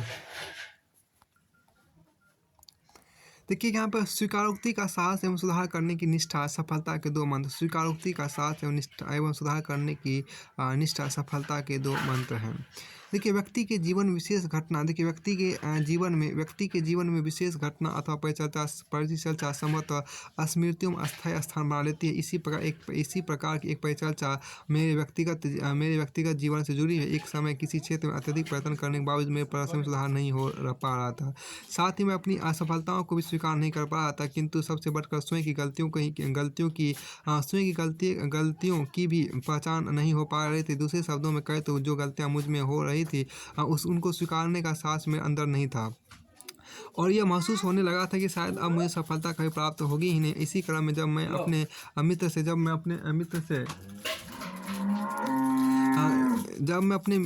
अपने मित्र से मिला तो इस संबंध में उससे चर्चा की। मेरे प्रश्नों का जब उसने तार्किक जवाब दिया तो निसंदेह वह क्षण मेरे जीवन की बेहतर स्मृतियों में शामिल हो गया। उसका जवाब था, डियर फ्रेंड, तुम अपनी गलतियों की पहचान नहीं कर पा रहे हो। अधिक कठोर शब्दों में कहा जाए तो तुम में अपनी अक्षमताओं एवं गलतियों को स्वीकार करने का साहस नहीं है, इसलिए उन गलतियों को दूर करने की निष्ठा उत्पन्न नहीं हो पा रही है। अर्थात स्वयं को अभ्यास के जरिए निरंतर सुधार लाकर बेहतर नहीं बना पा रहे हो। जवाब को सुनकर उसकी प्रासंगिकता को टटोलने का प्रयास किया तो यह पूर्णतः सत्य दृष्टिगोचर हुआ। देखिए इस घटना से पूर्व वास्तव में मैंने कई उपयुक्त प्रश्न विचार ही नहीं किया था कि विश्व में जितने सफल व्यक्ति हुए हैं उनकी सफलता के दो मंत्र, स्वीकारोक्ति का साहस एवं सुधार करने की निष्ठा। भारतीय क्रिकेट टीम के सफलतम कप्तान महेंद्र सिंह धोनी का जब अनेक प्रयासों के बावजूद प्रारंभ में राष्ट्रीय क्रिकेट टीम में स्थान सुनिश्चित नहीं हो पाता है। देखिए यहाँ पर जो खास बात है आपको कही गई कि नहीं देखिए तो वे महेंद्र देखिए जब अनेक प्रयासों के पर भारतीय क्रिकेट टीम के सफलतम कप्तान महेंद्र सिंह धोनी का जब अनेक प्रयासों के बावजूद प्रारंभ में राष्ट्रीय क्रिकेट टीम में स्थान सुनिश्चित नहीं हो पाता तो वे अपनी गलतियों को स्वीकारते हुए उनमें निरंतर सुधार लाने का प्रयत्न करते हैं, अर्थात धोनी में सुधार की निष्ठा थी। वैसे भी MS Dhoni the untold story का एक दृश्य जो शायद काल्पनिक हो सकता है, लेकिन उसकी सफलता के मंत्र की भली भांति रेखांकित करता है। जब क्रिकेट टीम में सिलेक्शन न होने पर वे असफलता को स्वीकारते मित्रों को पार्टी देते हैं। इसी तरह थॉमस अल्वा एडिसन की सफलता की यात्रा बड़ी रोचक है। उन्हें भी अपने प्रयासों में अनेक बार असफलता मिली, परंतु उन्होंने इन असफलताओं से पलायन का रास्ता चुनने की बजाय अपनी गलतियों एवं असफलताओं को सहर्ष स्वीकारा। उनमें सुधार लाने का प्रतिदिन प्रयत्न किया। एडिसन में सुधार करने की निष्ठा थी, तभी तो बल्ब के आविष्कार में तभी तो बल्ब के आविष्कार में सैकड़ों बार असफल होने के बावजूद अंततः उन्होंने अपनी सफलता से संपूर्ण विश्व को रोशनी ला दी, संपूर्ण विश्व में रोशनी ला दी। देखिए, एडिसन का निम्नलिखित कथन उनकी सफलता के 2 मंत्र हैं। 2 मंत्र स्वीकारोक्ति का साहस एवं सुधार करने की निष्ठा को यही बतलाते हैं। I have not fail, I have just found 10,000 ways that want work. अर्थात मैं असफल नहीं हुआ, बल्कि मैंने उन 10,000 तरीकों की खोज कर ली है जो सफल नहीं हो सकते। अब सवाल यह उठता है कि देखिए यहाँ पर क्या अब सवाल यह उठता है कि वैसे भी साहस व्यक्ति की सफलता का तो मंत्र होता है, तथापि स्वीकारोक्ति का साहस सर्वोत्तम साहस की श्रेणी में सम्मिलित क्यों होता है? वे कौन से कारक हैं जिनमें स्वीकारोक्ति का साहस व्यक्ति में विकसित नहीं हो पाता? वस्तुतः स्वयं को सर्वश्रेष्ठ समझने की मनुष्य की मनोवृत्ति स्वीकारोक्ति के साहस देखिए यहाँ पर क्या कि वो अब सवाल यह उठता है कि वैसे भी साहस व्यक्ति की सफलता का तो मंत्र होता ही है, तथापि स्वीकारोक्ति का साहस सर्वोत्तम साहस की श्रेणी में सम्मिलित क्यों होता है? वे कौन से कारक है जिसमें स्वीकारोक्ति का साहस व्यक्ति में विकसित नहीं हो पाता? वस्तुतः स्वयं को सबसे समझने की मनुष्य की मनोवृत्ति और स्वीकारोक्ति के साहस की राह में सर्वाधिक कठिन चुनौती है। फलतः हम स्वयं के अंदर समीचीन रूप से देख नहीं पाते, अर्थात आत्ममूल्यांकन की स्थिति में नहीं होते। इस कारण हमारे अंदर जो गलतियां होती है वह उन गलतियों को स्वीकार करने का साहस नहीं जुटा पाते, जिसका स्वाभाविक परिणाम यह होता है कि हम उन गलतियों और असफलताओं को सफलता में परिवर्तित नहीं कर पाते। देखिए क्योंकि यहाँ पर देखिए जिसका स्वाभाविक परिणाम यह होता है कि हम उन गलतियों और असफलताओं को सफलता में परिवर्तित नहीं कर पाते, क्योंकि असफलता की प्राप्ति तभी होगी जब हम अपनी गलतियों को स्वीकार करते हुए उनमें सुधार की निष्ठा रखेंगे। इससे गौतम बुद्ध भी कहते हैं कि इस संसार में देखने के लिए बहुत से खूबसूरत स्थान है, पर सबसे खूबसूरत है बंद आँखों से अपनी ओर देखना। इस बात को हिंदी के प्रसिद्ध साहित्यकार कबीरदास भी रेखांकित करते हैं। कबीर का मत है कि दूसरे व्यक्तियों की आलोचना करने की बजाय हमें स्वयं के मूल्यांकन पर ध्यान केंद्रित करना चाहिए। ईमानदारीपूर्वक अपनी आलोचना करना बहुत बड़ी बात है। हम दूसरे व्यक्तियों में तो हानिकर दोष की श्रृंखला आसानी से निर्मित कर सकते हैं, परंतु स्वयं के भीतर का सूक्ष्म स्तर पर अवलोकन नहीं कर पाते। देखिए इससे आगे बढ़कर व्यक्ति को अगर स्वयं में कोई बुराई नज़र आती भी है तो वह उसको स्वीकारता नहीं है, अपितु उससे पलायन का रास्ता चुनता है। जब हम स्वयं का सूक्ष्म विश्लेषण कर लेंगे तो सर्वोत्तम साहस अर्थात स्वीकारोक्ति के साहस को अपनाना अपेक्षाकृत सरल होगा। इसी कारण कवि कहते हैं कि बुरा जो देखने में चला बुरा ना मिलिया कोई, जो दिल खोजा आपने मुझसे बुरा ना कोई। बुरा जो देखने में चला बुरा ना मिलिया कोई, जो दिल खोजा आपना मुझसे बुरा ना कोई। जो कि बुरा जो देखन में चला बुरा ना मिलिया कोई, जो दिल खोजा आपना मुझसे बुरा ना कोई। देखिए यहाँ पर जो कहा गया कि अतः उपयुक्त विश्लेषण से स्पष्ट है कि स्वीकारोक्ति का साहस वास्तव में सर्वोत्तम साहस है। सर्वोत्तम साहस भावना स्वयं के भीतर, देखिए भावना स्वयं के भीतर ना देख पाने की अक्षमता इत्यादि कारणों से स्वीकारोक्ति का साहस विकसित नहीं हो पाता, जिसके चलते व्यक्ति को अनेक प्रकार के नकारात्मक परिणामों से जूझना पड़ता है। इसका सर्वप्रमुख नकारात्मक परिणाम यह होता है कि व्यक्ति के केंद्रित होने से उसके पतन का मार्ग खुल जाता है। जिनमें स्वीकारोक्ति का साहस एवं सुधार करने की निष्ठा नहीं थी, जिससे वे पतन के गर्त में विलीन हो गए। जैसे कि देखिए यहाँ पर विश्व में हमें अनेक ऐसे उदाहरण देखने को मिलते हैं जहाँ जिसमें स्वीकारोक्ति एवं का साहस एवं सुधार करने की निष्ठा नहीं थी, जिससे वे पतन के गर्त में विलीन हो गए। जैसे कि मार्क्सवादी एवं या समाजवादी विचारधारा की तुलना में पूंजीवादी विचारधारा का विश्व में अधिक प्रसार होने का प्रमुख कारण यह है कि उसमें नई चीज़ों को अपनाने के लिए स्वीकारोक्ति का साहस एवं सुधार करने की प्रवृत्ति मौजूद थी। बदलते समय के साथ पूंजीवाद ने सूचना एवं संचार क्रांति से कदमताल मिलाया, सामाजिक न्याय की अवधारणा को अपनाकर असमानता को कम करने का प्रयास किया एवं कल्याणकारी राज के माध्यम से नारी केंद्रित प्रशासन और नागरिकों की सुख सुविधाओं में वृद्धि का प्रयत्न किया। इसके विपरीत आपको समाजवादी विचारधारा में स्वीकारोक्ति का साथ अत्यंत न्यून था। आज हम देख सकते हैं कि कौन सी विचारधारा या शासन व्यवस्था अधिक सफल है। स्वीकारोक्ति का साथ में सुधार करने की निष्ठा दोनों ही व्यक्ति को इन नकारात्मक मनोवृत्तियों जो न केवल व्यक्ति की सफलता में बाधक बनती है अपितु उससे पतन के मार्ग की ओर ले जाती है, इससे बचने में महत्वपूर्ण भूमिका अदा करते हैं। हिंदी क्रांतिकारी कवि महाप्राण निराला अपनी प्रसिद्ध कविता कुकुरमुत्ता के माध्यम से इसी आत्ममुक्ता एवं अहंकारपूर्ण मनोवृत्ति का वर्णन निम्नलिखित पंक्तियों में करते हैं। मुझी में गोते लगाए वाल्मीकि व्यास ने, मुझी से पोथे निकाले भास कालिदास ने, घूमता हूँ सर चढ़ा तू नहीं मैं ही बड़ा। देखिए, मुझी में गोती लगाए वाल्मीकि व्यास ने, मुझी से पोथे निकाले भास कालिदास ने, घूमता हूँ सर चढ़ा तू नहीं मैं ही बड़ा। फिर आपको आगे यहाँ पर कहा गया, देखिए अब यहाँ प्रश्न, देखिए अब यहाँ पर एक अन्य प्रश्न, देखिए अब यहाँ पे एक अन्य प्रश्न यह भी उठता है कि स्वीकारोक्ति का साहस एवं सुधार करने की निष्ठा दोनों गुणों का अंत संबंध है या नहीं। वस्तुतः अगर व्यक्ति में स्वीकारोक्ति का साहस है तो यह स्पष्ट है कि, देखिए यह स्पष्ट है कि अगर उससे कुछ गलती हो गई है तो वह उसको विनम्रतापूर्वक स्वीकार कर पाता। दूसरी ओर जिस क्षेत्र में उसे असफलता मिल है उस असफलता को स्वीकारते हुए वह उसके कारणों की समुचित पहचान कर सके। एक अर्थ में जिस व्यक्ति उपयुक्त विशेषता विद्वान है वह संभवतः सफलता की पहली सीढ़ी पर चढ़ सकता है और वह उन व्यक्तियों से अवश्य ही आगे हैं जिनमें स्वीकारोक्ति का साहस जैसे सद्गुण का अभाव है, लेकिन यही से दूसरे गुण का भी आरंभ होता है। भले ही व्यक्ति में स्वीकारोक्ति का साहस हो, परंतु यदि उनमें सुधार के निष्ठा गुण की उपस्थिति नहीं है तो वह अपनी गलतियों की पहचान तो कर सकता है, किंतु उनको दूर करने एवं सफलता प्राप्ति के लिए सही राह नहीं पा सकता। इसलिए इटली के पुनर्जागरणकारी कविता वास्तुकार माइकल एंजेलो लिखते हैं कि छोटी छोटी बातों से पूर्णता प्राप्त होती है और पूर्णता कोई छोटी बात नहीं है। देखिए अब उपयुक्त देखिए यहाँ पर क्या उपयुक्त परिचर्चा की सटीकता की हम कुछ उदाहरणों के माध्यम से जांच कर सकते हैं।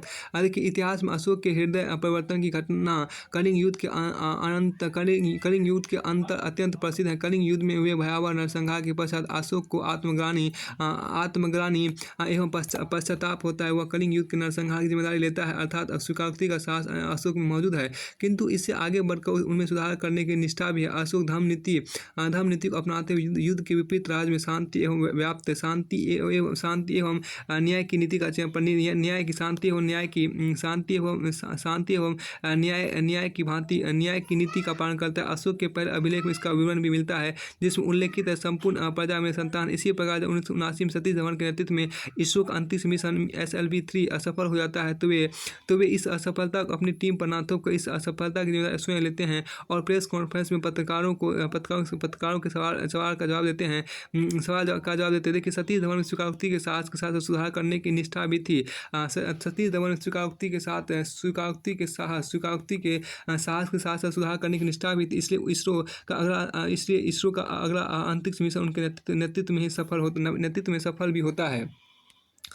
देखिए यहाँ पर क्या की सफलता की प्राप्ति, यहाँ देखिए क्या की सफलता की प्राप्ति के लिए निरंतर अभ्यास की आवश्यकता होती है। सफलता की प्राप्ति के निरंतर अभ्यास की आवश्यकता होती है और ये अभ्यास की प्रवृत्ति व्यक्ति में तभी आ सकती है जब उसमें न केवल स्वीकारोक्ति का साहस हो बल्कि सुधार करने की निष्ठा भी मौजूद हो। इन दोनों के सम्मिलित प्रभावों से व्यक्ति में अनुशासन, लगनशीलता, लक्ष्य के प्रति समर्पण जैसे सद्गुण का विकास होता है। देखिए स्वीकारोक्ति का साहस एवं सुधार करने की निष्ठा से व्यक्ति में कृतज्ञता, लगनशीलता, स्वयं को बेहतर बनाने का निरंतर प्रयास, ईमानदारी पूर्वक प्रयत्न करना तथा कठिन परिस्थितियों में भी हार ना स्वीकार करने जैसे गुणों का विकास होता है। ये सभी गुण व्यक्ति को अपनी क्षमताओं का सर्वोच्च दोहन करने की शक्ति देते हैं, जिससे वह अभ्यास के द्वारा निरंतर अपने प्रदर्शन में सुधार लाते हुए उत्कृष्टता के बिंदु पर पहुंचने का प्रयास करता है। यह भी विचारणीय, यहाँ पर देखिए क्या कि यह भी विचारणीय है कि यहाँ एक जो आपको कहा गया, देखिए यह भी विचारणीय विचारणीय है कि ऐसे व्यक्ति स्वयं को भ्रम में नहीं रखते हैं और स्वयं की प्रकृति स्वयं को प्रकृति का सर्वश्रेष्ठ व्यक्ति समझने की बजाय जैन धर्म के सियादवाद में विश्वास रखते हैं। उन्हें अपनी सीमाओं की भली भांति पहचान होती है। ये ईमानदारी पूर्वक स्वीकार भी करते हैं कि हमारा ज्ञान सीमित और सापेक्ष है। इसके बावजूद उनमें सुधार की निष्ठा होती है। Usain Bolt, Elon Musk, Muhammad Ali, Cristiano Ronaldo, Rousseau, Steve Jobs आदि जैसे सफल व्यक्तियों के सैकड़ों उदाहरण हैं जिन्होंने कठिन परिस्थितियों में भी सफलता अर्जित की। इन सफलता के मूल में स्वीकारोक्ति का साहस एवं सुधार करने की निष्ठा ही है। ये गुण देखिए यहाँ पर क्या, ये गुण जब किसी व्यक्ति में होते हैं तो निराशा गहन अंधकार में ना डूब कर सदैव आशा के दीपक को जलाए रखता है। जीवन में लक्ष्य की प्राप्ति आशावादी दृष्टिकोण बनाए रखना अति आवश्यक है। जीवन में लक्ष्य के प्रति आशावादी दृष्टिकोण बनाए रखना अति आवश्यक है, क्योंकि जब हम लक्ष्य के प्रति अग्रसर होते हैं तो यह स्वाभाविक है कि मार्ग में अनेक कठिनाइयाँ मिले, किंतु आशावादी एवं सकारात्मक दृष्टिकोण हमें लक्ष्य के समीप ले जाने का कार्य करता है। तो दुष्यंत कुमार की निम्नलिखित पंक्तियां भी हमें यही दृष्टिकोण अपनाने को प्रेरित करता है। इस नदी की धार में ठंडी हवा आती तो है, नौ जर्जर ही सही लहरों से टकराती तो है, एक चिंगारी कहीं से ढूंढ लाओ दोस्तों, इस दिए में तेल से भींगी हुई बाती तो है। जब आगे यहाँ पर देखिए कहा गया, देखिए आप आगे देखिए स्पष्ट है कि सुधार करने की निष्ठा सुधार करने की निष्ठा एवं स्वीकारोक्ति का साहस किसी संस्था एवं देश की सफलता के लिए उतना ही जरूरी है जितना कि किसी व्यक्ति के। उदाहरण स्वरूप भारत में इसरो और निर्वाचन आयोग जैसी संस्था इससे सफल हो सकी है क्योंकि ये संस्थाएं स्वयं बदलते समय के साथ परिवर्तन ला सकी हैं। इन्होंने अपनी कमजोरियों को स्वीकारते हुए सुधार के प्रति निष्ठा दिखाई है। इसी का परिणाम है कि इसने 2022 तक मानव अंतरिक्ष मिशन गगनयान को पूरा करने की तैयारी में जुटा है। तो निर्वाचन आयोग विश्व के सबसे बड़े लोकतांत्रिक देश में सफलतापूर्वक चुनाव को संपन्न करा के विश्व में रोल मॉडल बना हुआ है। इसके विपरीत भारत में स्थापित अनेक सार्वजनिक उद्यम केवल इसलिए बंद पड़ गए क्योंकि उनमें सुधार की निष्ठा की कमी थी। तुलसी के रामचरितमानस में राम स्वीकारोक्ति का साहस एवं सुधार करने की निष्ठा की मानसिकता से संप्रेषित है और प्रजा से कहते हैं। अगर मुझसे देखिए यहाँ पर क्या एक तुलसी के रामचरितमानस में राम स्वीकारोक्ति का साहस एवं सुधार करने की निष्ठा की मानसिकता से संपृक्त है और प्रजा से कहते हैं कि अगर मुझसे कोई भूल हो जाए तो प्रजा मुझे अपनी भूल से अवगत करा कर रोक सकती है। वर्तमान कल्याणकारी राज की अवधारणा के युग में किसी भी देश की शासन व्यवस्था को सुचारू रूप से चलाने के लिए अपर्याय हो जाता है कि अगर सरकार से कोई गलती हो जाए तो वह उसे स्वीकार करे तथा स्वयं को बेहतर बनाने का निरंतर प्रयास करे। तभी कोई राज सामाजिक न्याय नागरिक केंद्रित प्रशासन और सेवा गुणवत्ता में वृद्धि करके तथा भ्रष्टाचार मुक्त शासन से कल्याणकारी राज की अवधारणा को अमूर्त रूप प्रदान कर सकता है। समग्रता यह कहानी देखिए यहाँ पर क्या कि समग्रता यह कहानी में कोई अतिशयोक्ति नहीं है कि स्वीकारोक्ति का साहस एवं सुधार करने की निष्ठा सफलता के दो मूल मंत्र है। इन गुणों को संपर्कित व्यक्ति विपरीत परिस्थितियों में भी सफलता अर्जित कर सकता है, क्योंकि इन्हीं दो गुणों से अन्य गुणों का विकास होता है जो सफलता में सहायक की भूमिका का निर्वहन करते हैं। दोनों गुणों में से अगर एक की भी कमी है तो सफलता को प्राप्त कर पाना लगभग नामुमकिन है। उदाहरण स्वरूप ओलंपिक में चीन और भारत के प्रदर्शन के संदर्भ में इस वक्तव्य को समुचित तरीके से देखा जा सकता है। पूर्व में ओलंपिक खेलों में चीन और भारत दोनों देशों का प्रदर्शन बेहद निराशाजनक था। भारत वर्तमान में भी उसी स्थिति में है, जबकि चीन ने ओलंपिक खेलों के स्तर पर अपने खराब प्रदर्शन को स्वीकार और उसमें सुधार के लिए प्रतिबद्धता भी दिखाई। इसी परिणाम है कि चीन आज ओलंपिक तालिका में उच्च पदक प्राप्त देशों की श्रेणी में शामिल है, अर्थात नंबर 1 पे आते हैं। देखिए अब इसी का परिणाम है कि चीन आज ओलंपिक तालिका में उच्च पदक प्राप्त देशों की श्रेणी में आते हैं। स्वीकारोक्ति का साहस एवं सुधार करने की निष्ठा व्यक्ति के अंदर जिजीविषा, आत्मविश्वास और किसी भी चुनौती का सामना करने की क्षमता का विकास करती है। इस संसार में व्यक्ति ही परिवर्तन लाने में सफल रहे हैं जिनमें अपनी कमजोरियों को ईमानदारी पूर्वक स्वीकार करने का साहस था, साथ ही स्वयं एवं समाज में सुधार करने की निष्ठा इस हद तक विद्वान थी कि उन्हें अपना जीवन भी उतना प्यारा नहीं था। उन्हीं व्यक्तियों का पुनर्जागरण, सामाजिक धार्मिक सुधार, आनंद एवं नवजागरण संभव हो सका है। महत्वपूर्ण बात यह भी है कि स्वीकारोक्ति का साहस एवं सुधार करने की निष्ठा जैसी मनोवृत्ति से वर्तमान विश्व विद्वान अधिकांश समस्याएं अधिकांश समस्याएं का प्रभावी समाधान किया जा सकता है। संपूर्ण विश्व के देखिए संपूर्ण विश्व के देश इससे परिचित हैं। संपूर्ण विश्व के देश इससे परिचित हैं। जलवायु परिवर्तन के कारण मानवीय सभ्यता का अस्तित्व संकट में है, किंतु अंधाधुन विकास एवं राष्ट्रवादी मानसिकता का इस समस्या को स्वीकार करने का साहस नहीं जुटा पा रहे हैं। जब साहस ही नहीं जुट पा रहा है तो जलवायु परिवर्तन की समस्या का समाधान अर्थात सुधार की निष्ठा का तो सवाल ही नहीं उठता। स्वीकारोक्ति का साहस एवं सुधार करने की निष्ठा व्यक्ति को नई नई राहों पर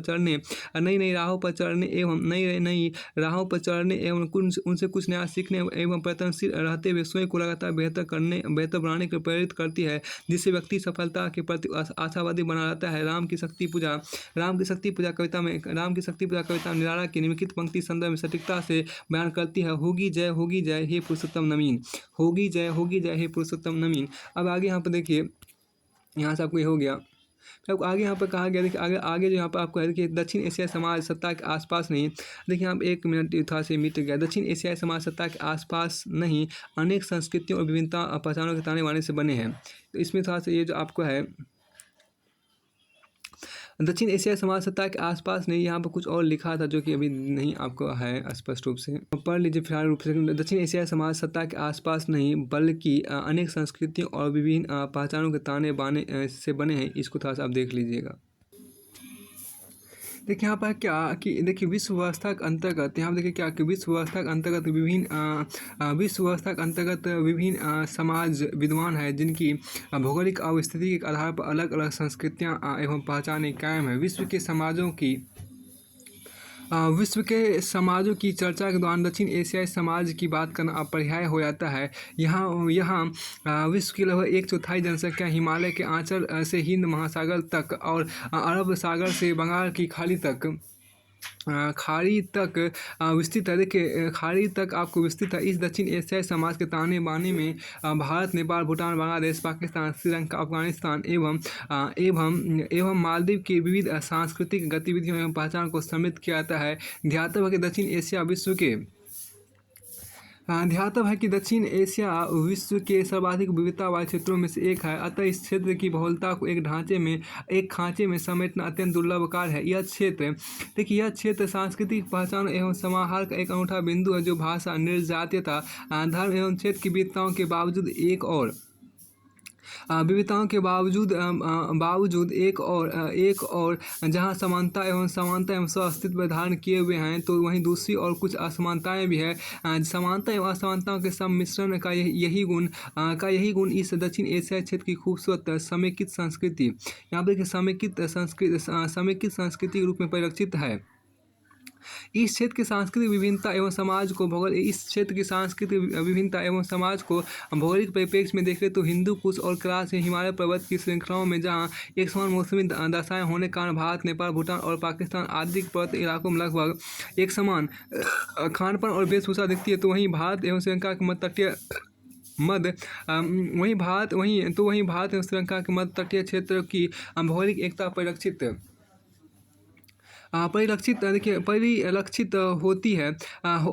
होती है जो वहाँ की जीवनशैली में दिखाई देती है। ऐसे में संपूर्ण दक्षिण एशिया में मैदानी, पठारी, मरुस्थलीय भाग एवं अनेक द्वीपीय क्षेत्र इस भूभाग की प्राकृतिक मधुरिमा एवं सौंदर्य को और अधिक निखारते हैं। गंगा, सिंधु एवं ब्रह्मपुत्र जैसी सदानीरा नदियाँ एक क्षेत्र देखिए गंगा, सिंधु एवं ब्रह्मपुत्र नदियाँ जैसे सदानीरा नदियाँ एक देश से दूसरे देश अविरल बहती हुई इस क्षेत्र के अस्तित्व की पैरवी करती है। इसी संदर्भ में निदा फारी की पंक्तियाँ द्रष्टव्य है। ये कांटे से नहीं कटते, ये बांटे से नहीं बढ़ते, नदियों के पानियों के सामने आरी कटारी क्या। देखिए ये कांटे से नहीं कटते, ये बांटे से नहीं बढ़ते, नदियों के पानी के सामने आरी कटारी क्या। दक्षिण एशियाई क्षेत्र की सांस्कृतिक विविधता देखिए विविधता एवं ऐतिहासिक एवं धार्मिक पहलू पर बात की जाए तो सिंधु घाटी सभ्यता का उदय और उत्थान दोनों भारत पाकिस्तान में साझा रूप में हुए। भारत में यहाँ देखिए कि भारत में बौद्ध धर्म, जैन धर्म, सिख धर्म का उत्थान हुआ। बौद्ध धर्म को सम्राट अशोक की पुत्री संघमित्रा ने श्रीलंका में प्रचारित किया, तो भूटान में भी बौद्ध धर्म तिब्बती परंपरा से निकटता के साथ परिचित है। नेपाल का भारत के साथ रोटी बेटी का संबंध है। हिंदू धर्म ग्रंथ रामायण के प्रसंगों को श्रीलंका का एवं नेपाल के संदर्भ में देखा देखा जा सकता है। वहीं खैबर दरवेश अरब तुर्क मंगोल आक्रमणकारियों का आगमन हुआ जो मुस्लिम अनुयायी थे। शक कुषाण हुन आदि विदेशी आक्रांता शक कुषाण देखिए शक कुषाण हुन आदि विदेशी आक्रांता इस धरा पर आकर यहाँ के हो गए। इन बातों के बावजूद देखिए इन बातों के बावजूद इस क्षेत्र में विभिन्न स्तरों पर संघर्ष भी मौजूद है। जैसे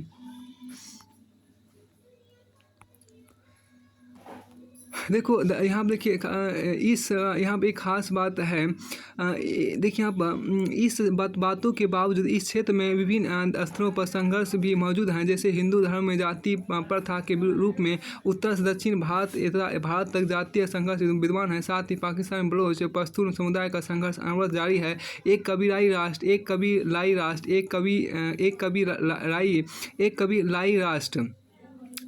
कबीलाई राष्ट्र अफगानिस्तान विभिन्न निर्जातीय समूह एवं तालिबान जैसे उग्रवादी संगठन के मध्य लोकतांत्रिक ताकतों के लिए संघर्षरत है। मुस्लिम समुदाय का शिया सुन्नी अहमदी और आदि वर्गों में विभक्तिकरण हुआ और ये परस्पर संघर्ष की स्थिति में है। इस क्षेत्र की भाषाई विविधता एवं उसके तमाम पहलुओं पर नजर डालें तो यह प्रतीत होता है कि दक्षिण एशियाई समाज भाषा के क्षेत्र में बहुत ही समृद्ध एवं अग्रणी रहा। जहाँ भारत में विश्व की प्राचीनतम भाषाओं में से तमिल एवं संस्कृत को सम्मिलित किया जाता है, तो वहीं भारतीय संविधान के तहत 22 भाषाओं को औपचारिक रूप में देखिए यहाँ पे एक कबीलाई राष्ट्र अफगानिस्तान इसको फिर से देखिएगा कि कहाँ पे थे यार। देखिए इन बातों के बावजूद एक बार फिर इस क्षेत्र की भाषाई विविधता एवं उसके तमाम पहलू पर नजर डाले तो यह प्रतीत होता है कि दक्षिण एशियाई समाज भाषा के क्षेत्र में बहुत ही समृद्ध एवं अग्रणी रहा है। जहां भारत में विश्व की प्राचीनतम भाषाओं में से तमिल एवं संस्कृत को सम्मिलित किया जाता है, तो वहीं भारतीय संविधान के तहत 22 भाषाओं को औपचारिक रूप से सूचीबद्ध किया गया है। भारतीय राज्य में भाषा पहचान एक प्रमुख माध्यम रही है, जिसकी परिणति में हम विभिन्न राज्यों के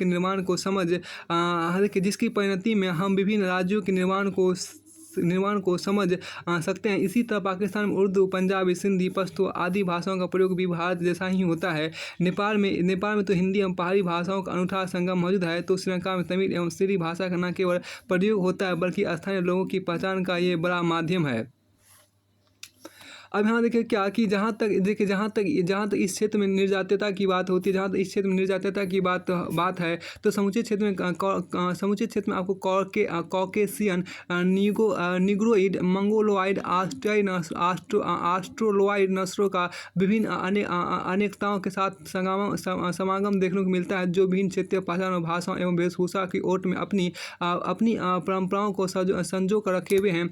चाहे अफगानिस्तान में कबीलाई बनाम रिहायशी के मध्य संघर्ष हो या फिर पाकिस्तान में बलोच, सिंधी, पश्तून का अपनी पहचान एवं निर्जातीयता हेतु संघर्ष। हालांकि श्रीलंका में भी तमिल बनाम सिरी का संघर्ष भी इसी निर्जातीयता के उदाहरणों में से एक है। जहां एक और जम्मू और कश्मीर में लोगों को जनसांख्यिकीय परिवर्तन चिंता है, तो वहीं तमिलनाडु की तमिल अस्मिता को श्रीलंकाई तमिलों के साथ जोड़ने का प्रयास किया जाता है। फिर इसी क्रम में खाने पीने के मामले में समुचित क्षेत्र का मसाला एवं जायकों से लगाव रहा है, लेकिन अनेक प्रकार की जलवायवीय स्थितियों के कारण क्षेत्र के खान पान की प्रकृति में विविधता, जैसे मांसाहारी, शाकाहारी आदि का प्रयोग बहुतायत में मिलती है, जिसके तार धार्मिक पहलुओं के साथ साथ स्थानीय अस्मिता से भी जुड़े हैं। इसी तरह क्षेत्र में वेशभूषा एवं पहनावे आपको वेशभूषा एवं पहनावे का सम्मिलित प्रभाव एक दूसरे की संस्कृति में देखा जा सकता है। जहाँ धोती, कुर्ता, सलवार कमीज, लुंगी आदि परिधान न केवल विविधता को दर्शाते हैं वरन भौगोलिक आवश्यकताओं की महत्ता को भी समझते हैं। दरअसल इस क्षेत्र में विश्व की लगभग समस्त प्रकार की जलवायु विविधता एक सुचारू पायतंत्र पाया जाता है, जो यहाँ के संसाधनों को धनवान बनाता है। इस प्रकार यह स्पष्ट है कि समस्त दक्षिण एशियाई समाज के अस्तित्व विविधता धारण करता है। इसी विविधता के एक अनूठे लक्षण के रूप में यह बात दिखाई देती है कि इन सभी समाजों ने अपने आप को किसी केंद्रीय सत्ता या राजनीतिक संस्कृति या राजनीतिक संस्कृति के इर्द गिर्द इकट्ठा ना करते हुए अपनी पहचान एवं संस्कृतियों के ताने बाने में बुना है। देखिए यहाँ पर क्या कि इन सभी समाजों ने अपने आप को किसी केंद्रीय सत्ता या राजनीतिक संस्कृति के इर्द गिर्द इकट्ठा ना करते हुए अपनी पहचान एवं संस्कृतियों के ताने बाने में बुना है, और ये कभी भी अनिवार्य रूप से किसी एक राजनीतिक सत्ता के दायरे में फिट नहीं हुए हैं। देखिए इस लक्षण के विपरीत यदि उदाहरण खोजे जाए तो दुनिया में कई ऐसे लोग हैं, दुनिया में कई ऐसे देश हैं जिनके बनने का एक आधार रहा है भाषा का आधार बनाकर अनेक यूरोपीय राष्ट्र का बनना, साम्यवादी विचार को आधार बनाकर सोवियत संघ का निर्माण था। धर्म के इर्द गिर्द पश्चिम एशियाई राष्ट्र का उद्भव इस दिशा में प्रमुख है। इसके ठीक इस विपरीत 1927 में केवल धार्मिक पहचान को आधार बनाकर जब एक देश बनाया गया तो एकल धार्मिकता उसे महज 24 वर्ष ही एक साथ रख पाई, और 1971 आते आते भाषा के आधार पर वह बंट गया। इस घटना का भी यही संदेश था कि कृत्रिम राजनीतिक हस्तक्षेप से दक्षिण एशिया में किसी समाज की सांस्कृतिक पहचान को अतिक्रमित कर उसे नियंत्रित नहीं किया जा सकता। वरन ये सांस्कृतिक पहचानें और भावनात्मक जुड़ाव सदा ही इस क्षेत्र में सत्ताओं को अधिक्रमित करते रहेंगे। यहाँ फिर आगे देखिए हम स्वतंत्रता से आनंदित हैं यद्यपि संकट के बाद और जटिल समस्याओं से घिरे हुए हैं। साथ ही हमारे कई लोग दुख तकलीफ से ग्रस्त हैं, तथापि स्वतंत्रता अपने साथ कुछ जिम्मेदारियां और बोझ भी लाती है, जिनका सामना हमें स्वतंत्र और अनुशासित लोगों की भावना में करना है। देखिए यहाँ पर क्या कि तथापि स्वतंत्रता अपने साथ कुछ जिम्मेदारियां और बोझ भी लाती है, जिनका सामना हमें स्वतंत्र और अनुशासित लोगों की भावना में करना है। फिर यहाँ देखिए क्या कि दक्षिण एशिया में सत्ताओं के सांस्कृतिक हस्तक्षेप के कुछ और उदाहरण खोजे जाए तो श्रीलंका में जब तमिल भाषी एवं सीली भाषी समुदायों को औपनिवेशिक ब्रिटिश सत्ता ने नियंत्रित करने एवं अपने हिसाब से संचालित करने का प्रयास किया तो इसकी परिणति दशकों लंबे श्रीलंकाई गृहयुद्ध से देखी गई। देखिए जिस पर बाद में नियंत्रण तो पा लिया गया, परंतु आज भी श्रीलंका उस दौर की चोटों से पूर्णतः नहीं उबर सका है। भारत में जब हिंदू और मुसलमान समुदाय के बीच ब्रिटिश सत्ता द्वारा टकराव उत्पन्न करने के प्रयास किए गए तो इसका परिणाम धर्म के आधार पर भारत के कृत्रिम विभाजन और इसी पृष्ठभूमि में समूचे उपमहाद्वीप हमें बड़े पैमाने पर सांप्रदायिक हिंसा के रूप में देखा गया। यह घटना इतनी भयावह थी कि जिस आज़ादी के लिए लंबे समय तक देश ने संघर्ष किया उसके मिलने खुशी भी बेहद फीकी पड़ गए। एक और गांधी जी के सांप्रदायिक हिंसा के विरोध में उपवास कर रहे थे, तो वहीं प्रधानमंत्री नेहरू ने स्वतंत्र भारत को अपने पहले संबोधन में कहा, हम स्वतंत्रता से आनंदित हैं यद्यपि संकट के बादल और जटिल समस्याओं से घिरे हुए हैं। साथ ही हमारे कई लोग दुख तकलीफ से ग्रस्त हैं, तथापि स्वतंत्रता अपने साथ कुछ जिम्मेदारियां और बोझ भी लाती है, जिनका सामना हमें स्वतंत्र और अनुशासित लोगों की भावना में करना है। और नवनीत पाकिस्तान में विभाजन की ताहती पर दुख व्यक्त करते हुए फैज़ अहमद ने लिखा, ये दाग उजाला ये सब गजीदा शहर, ये दाग उजाला ये सब गजीदा शहर, वो इंतजार था जिसका ये वो शहर तो नहीं, ये वो शहर तो नहीं जिसकी आरज़ू लेकर चले थे यार की मिल जाएगी कहीं ना कहीं। बहुत अच्छा था। देखिए यहाँ बहुत अच्छा आपको है क्या, ये दाग उजाला ये सब गजीदा शहर, तो वो देखिए ये सब गजीदा यहाँ पे जो ये दाग उजाला ये सब गजीदा शहर, वो इंतजार था जिसका ये वो शहर तो नहीं, ये वो शहर तो नहीं जिसकी आरज़ू लेकर चले थे यार की मिल जाएगी कहीं ना कहीं। अब बहुत अच्छी बात यहाँ देखिए अच्छा लिखा गया यहाँ पर। फिर आपको आगे हम देखें, आगे यहाँ पर आपको है कि इसमें इसको देखिए आगे आपको यहाँ पर है, देखिए इसके साथ ही दिसंबर 1971 में यह भी सिद्ध हो गया कि केवल धार्मिक पहचान दक्षिण एशिया में राष्ट्र निर्माण का आधार नहीं बन सकती। जब पाकिस्तानी सेना द्वारा तत्कालीन पूर्वी पाकिस्तान में बांग्ला संस्कृति के दमन का प्रयास किया गया और इसके विरोध में पाकिस्तान के दो टुकड़े हो गए। आज भी पाकिस्तान की सरकार एवं सेना इतिहास से सबक न लेते हुए पख्तूनों, बलोचियों, पाक अधिकृत कश्मीर के नागरिकों पर उनकी सांस्कृतिक पहचान झुठलाने तक कृत्रिम रूप से उन्हें नियंत्रित करने का प्रयास करती है, जिसका परिणाम वहाँ वहाँ व्याप्त राजनीतिक एवं आर्थिक अस्थिरता में देखा जा सकता है। इसी का हाल उदाहरण नेपाल में 2015 में मधेसी संकट के रूप में देखा जा सकता है, जब तराई निवासी मधेसी समुदाय को नेपाल का नवनिर्मित संविधान अपने हितों एवं अधिकारों के विरुद्ध लगा तो उन्होंने इसका विरोध किया एवं नेपाल लंबे समय तक अस्थिरता रही। हम अपने उन भाइयों बहनों के बारे में भी सोचते हैं जो राजनीतिक सीमाओं के कारण हमसे अकट गए हैं और जो आज़ादी आई है उसकी प्रसन्नता वर्तमान में हमारे साथ साझा नहीं कर सकते हैं। यहाँ देखिए क्या है कि हम अपने उन भाई बहनों के बारे में भी सोचते हैं जो राजनीतिक सीमाओं के कारण हमसे कट गए हैं और जो आज़ादी आई है उसकी प्रसन्नता वर्तमान में हमारे साथ साझा नहीं कर सकते। वे हम में से एक हैं और चाहे जो हो जाए वे हम में से एक ही रहेंगे तथा हम उनके अच्छे और बुरे भाग में समान रूप से हिस्सेदार होंगे।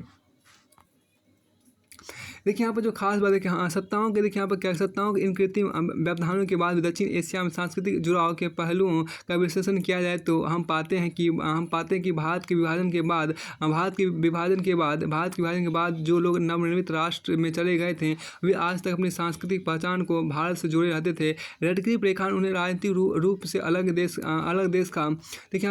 देश का भाग तो बना दिया, परंतु उनकी सांस्कृतिक पहचान यथावत रही और आज भी है। इस संदर्भ में भारत के प्रधानमंत्री पंडित नेहरू के 15/19 को दिए गए ऐतिहासिक भाषण की पंक्तियां प्रासंगिक हो जाती है।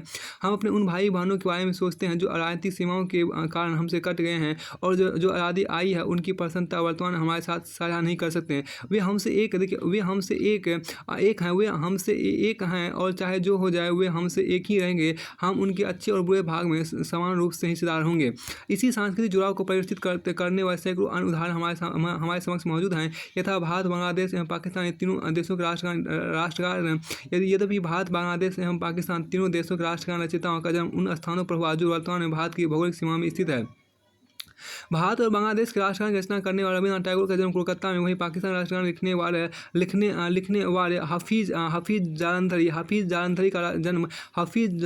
का जन्म पंजाब के जालंधर में हुआ था। दूसरी ओर भारत में क्रांतिकारी परिवर्तन की चाह रखने वाले लोग अपनी बात सामान्य जन तक पहुंचाने के लिए पाकिस्तान के इनकलाबी शायरों फैज़ अहमद फैज़ एवं हबीब जालिब को उद्बुद्ध करते हैं तो भारतीय पंजाब से पाकिस्तान गए जालिब वहाँ की हुकूमत के जुल्मों से तंग आकर कहते हैं, छोड़ना घर का हमें याद है जालिब नहीं भूले। छोड़ना घर का हमें याद है जालिब नहीं भूले, था वतन जहन में कोई जिंदा तो नहीं था। देखिए, छोड़ना घर का हमें याद है जालिब नहीं भूले, था वतन जहन में कोई जिंदा तो नहीं था। देखिए, इस प्रकार उनके तसव्वुर में उनका घर यानी उनकी सांस्कृतिक पहचान जीवित रही। इस पूरी चर्चा से ही निष्कर्ष निकाला जा सकता है कि संपूर्ण दक्षिण एशिया की बहुसांस्कृतिक पहचान इसका एक अद्वितीय लक्षण है और इस क्षेत्र में सत्ता तभी सुचारू रूप से संचालित हो सकती है जब वे बहुसांस्कृतिक क्षेत्र का सम्मान करें। देखिए, जब ऐसा नहीं होता है तब हमें पाकिस्तान का विभाजन, श्रीलंकाई गृहयुद्ध, नेपाल का मधेसी संकट जैसे अस्थिरताकारी घटनाएं देखने को मिलती है। वहीं दूसरी ओर भारत जो इस क्षेत्र में बहुसांस्कृतिकता को अक्षुण्ण बनाए रखने वाला संभवतः एकमात्र और सर्वाधिक सफल राष्ट्र है, वह विकास के अन्य मानदंडों पर भी इस क्षेत्र के अन्य देशों से बहुत आगे हैं। भारत ने अपने सांस्कृतिक संघर्षों का भी समाधान समझदारी से किया है, जिसके कई उदाहरण हमें पिछले 70 वर्षों में दिखे हैं। अतः स्पष्ट है कि दक्षिण एशिया में बहुसांस्कृतिकता ही इस क्षेत्र के संचालन का प्रमुख कारक है एवं सत्ताओं कृत्रिम हस्तक्षेप से यह स्थिति न बदली है न बदल सकेगी। फिर आपको आगे देखिए, प्राथमिक स्वास्थ्य सेवा और शिक्षा की उपेक्षा भारत के पिछले प्रकरण। प्राथमिक स्वास्थ्य सेवा और शिक्षा की उपेक्षा भारत के पिछले प्रकरण। देखिए, यहाँ की फिजाओं में घुली है खुशबू रंग बहारों का यहाँ बिखरता है। यहाँ की फिजाओं में घुली है खुशबू रंग बहारों का यहाँ बिखरता है। जो खून पसीने से लिखते हैं देश की इबारत, ऐसे मजबूत लोगों से ही मजबूत देश बनता है। यहाँ की फिजाओं में घुली है खुशबू रंग बहारों का यहाँ बिखरता है। जो खून पसीने से लिखते हैं देश की इबारत, ऐसे मजबूत लोगों से ही मजबूत देश बनता है। फिर आपको आगे हम देखिए कहा गया उपयुक्त पंक्तियाँ मजबूत लोगों के पुरुषार्थ, इच्छा शक्ति, श्रम शक्ति एवं देश के प्रति उनकी प्रतिबद्धता को रेखांकित कर मजबूत देश के निर्माण में उनकी महत्ता को अभिव्यक्त करती है। प्रश्न ये उठता है कि मजबूत लोग कौन होते हैं? जो मजबूत लोग होते हैं वे मजबूत कैसे बनते हैं? इसका कोई मानक या किताबी परिभाषा नहीं गढ़ी गई है, लेकिन समाज एवं राष्ट्र के वे लोग जो ईमानदारी, सत्यनिष्ठा, कर्तव्यनिष्ठा, नैतिक बल और संपूर्ण श्रम से राष्ट्र के निर्माण को गति देते हैं, इन्हें हम मजबूत लोगों की श्रेणी में रख सकते हैं। ये लोग अपने शारीरिक सोचताव या कद काठी, रंग रूप से नहीं, वरन अपनी मजबूत मन शक्ति, दृढ़ संकल्प एवं प्रतिबद्ध भावना से मजबूत बनते हैं। यानी क्या कि किसी भी देश के यहाँ देखिए क्या जो खास बात आपको कहा गया, किसी भी देश को मजबूत बनाने में मजबूत लोगों का एक समूह उसके मूल में होता है। किसी भी देश को मजबूत बनाने में मजबूत लोगों का एक समूह उसके मूल में होता है। किसी भी देश को मजबूत बनाने में मजबूत लोगों का एक समूह उसके मूल में होता है। इस समूह में डॉक्टर, इंजीनियर, शिक्षक, नौकरशाह, राजनेता, वैज्ञानिक, साहित्यकार, फिल्मकार, वकील, पत्रकार, शिक्षाविद, विद्यार्थी, किसान एवं मजदूर आदि का एक व्यापक वर्ग देश की तरक्की में अपना योगदान देता है। यह वर्ग एकाएक तैयार नहीं हो जाते, बल्कि देश को इनमें अपना निवेश करना पड़ता है। यह निवेश एकदम प्रारंभिक अवस्था में से होता है। बचपन वह समय होता है जब बच्चों को पोषण एवं स्वास्थ्य की देखभाल की सबसे ज़्यादा जरूरत होती है, ताकि उनका शारीरिक स्वास्थ्य बेहतर हो सके। बचपन ही वह समय होता है जब उसके रुझान और क्षमताओं को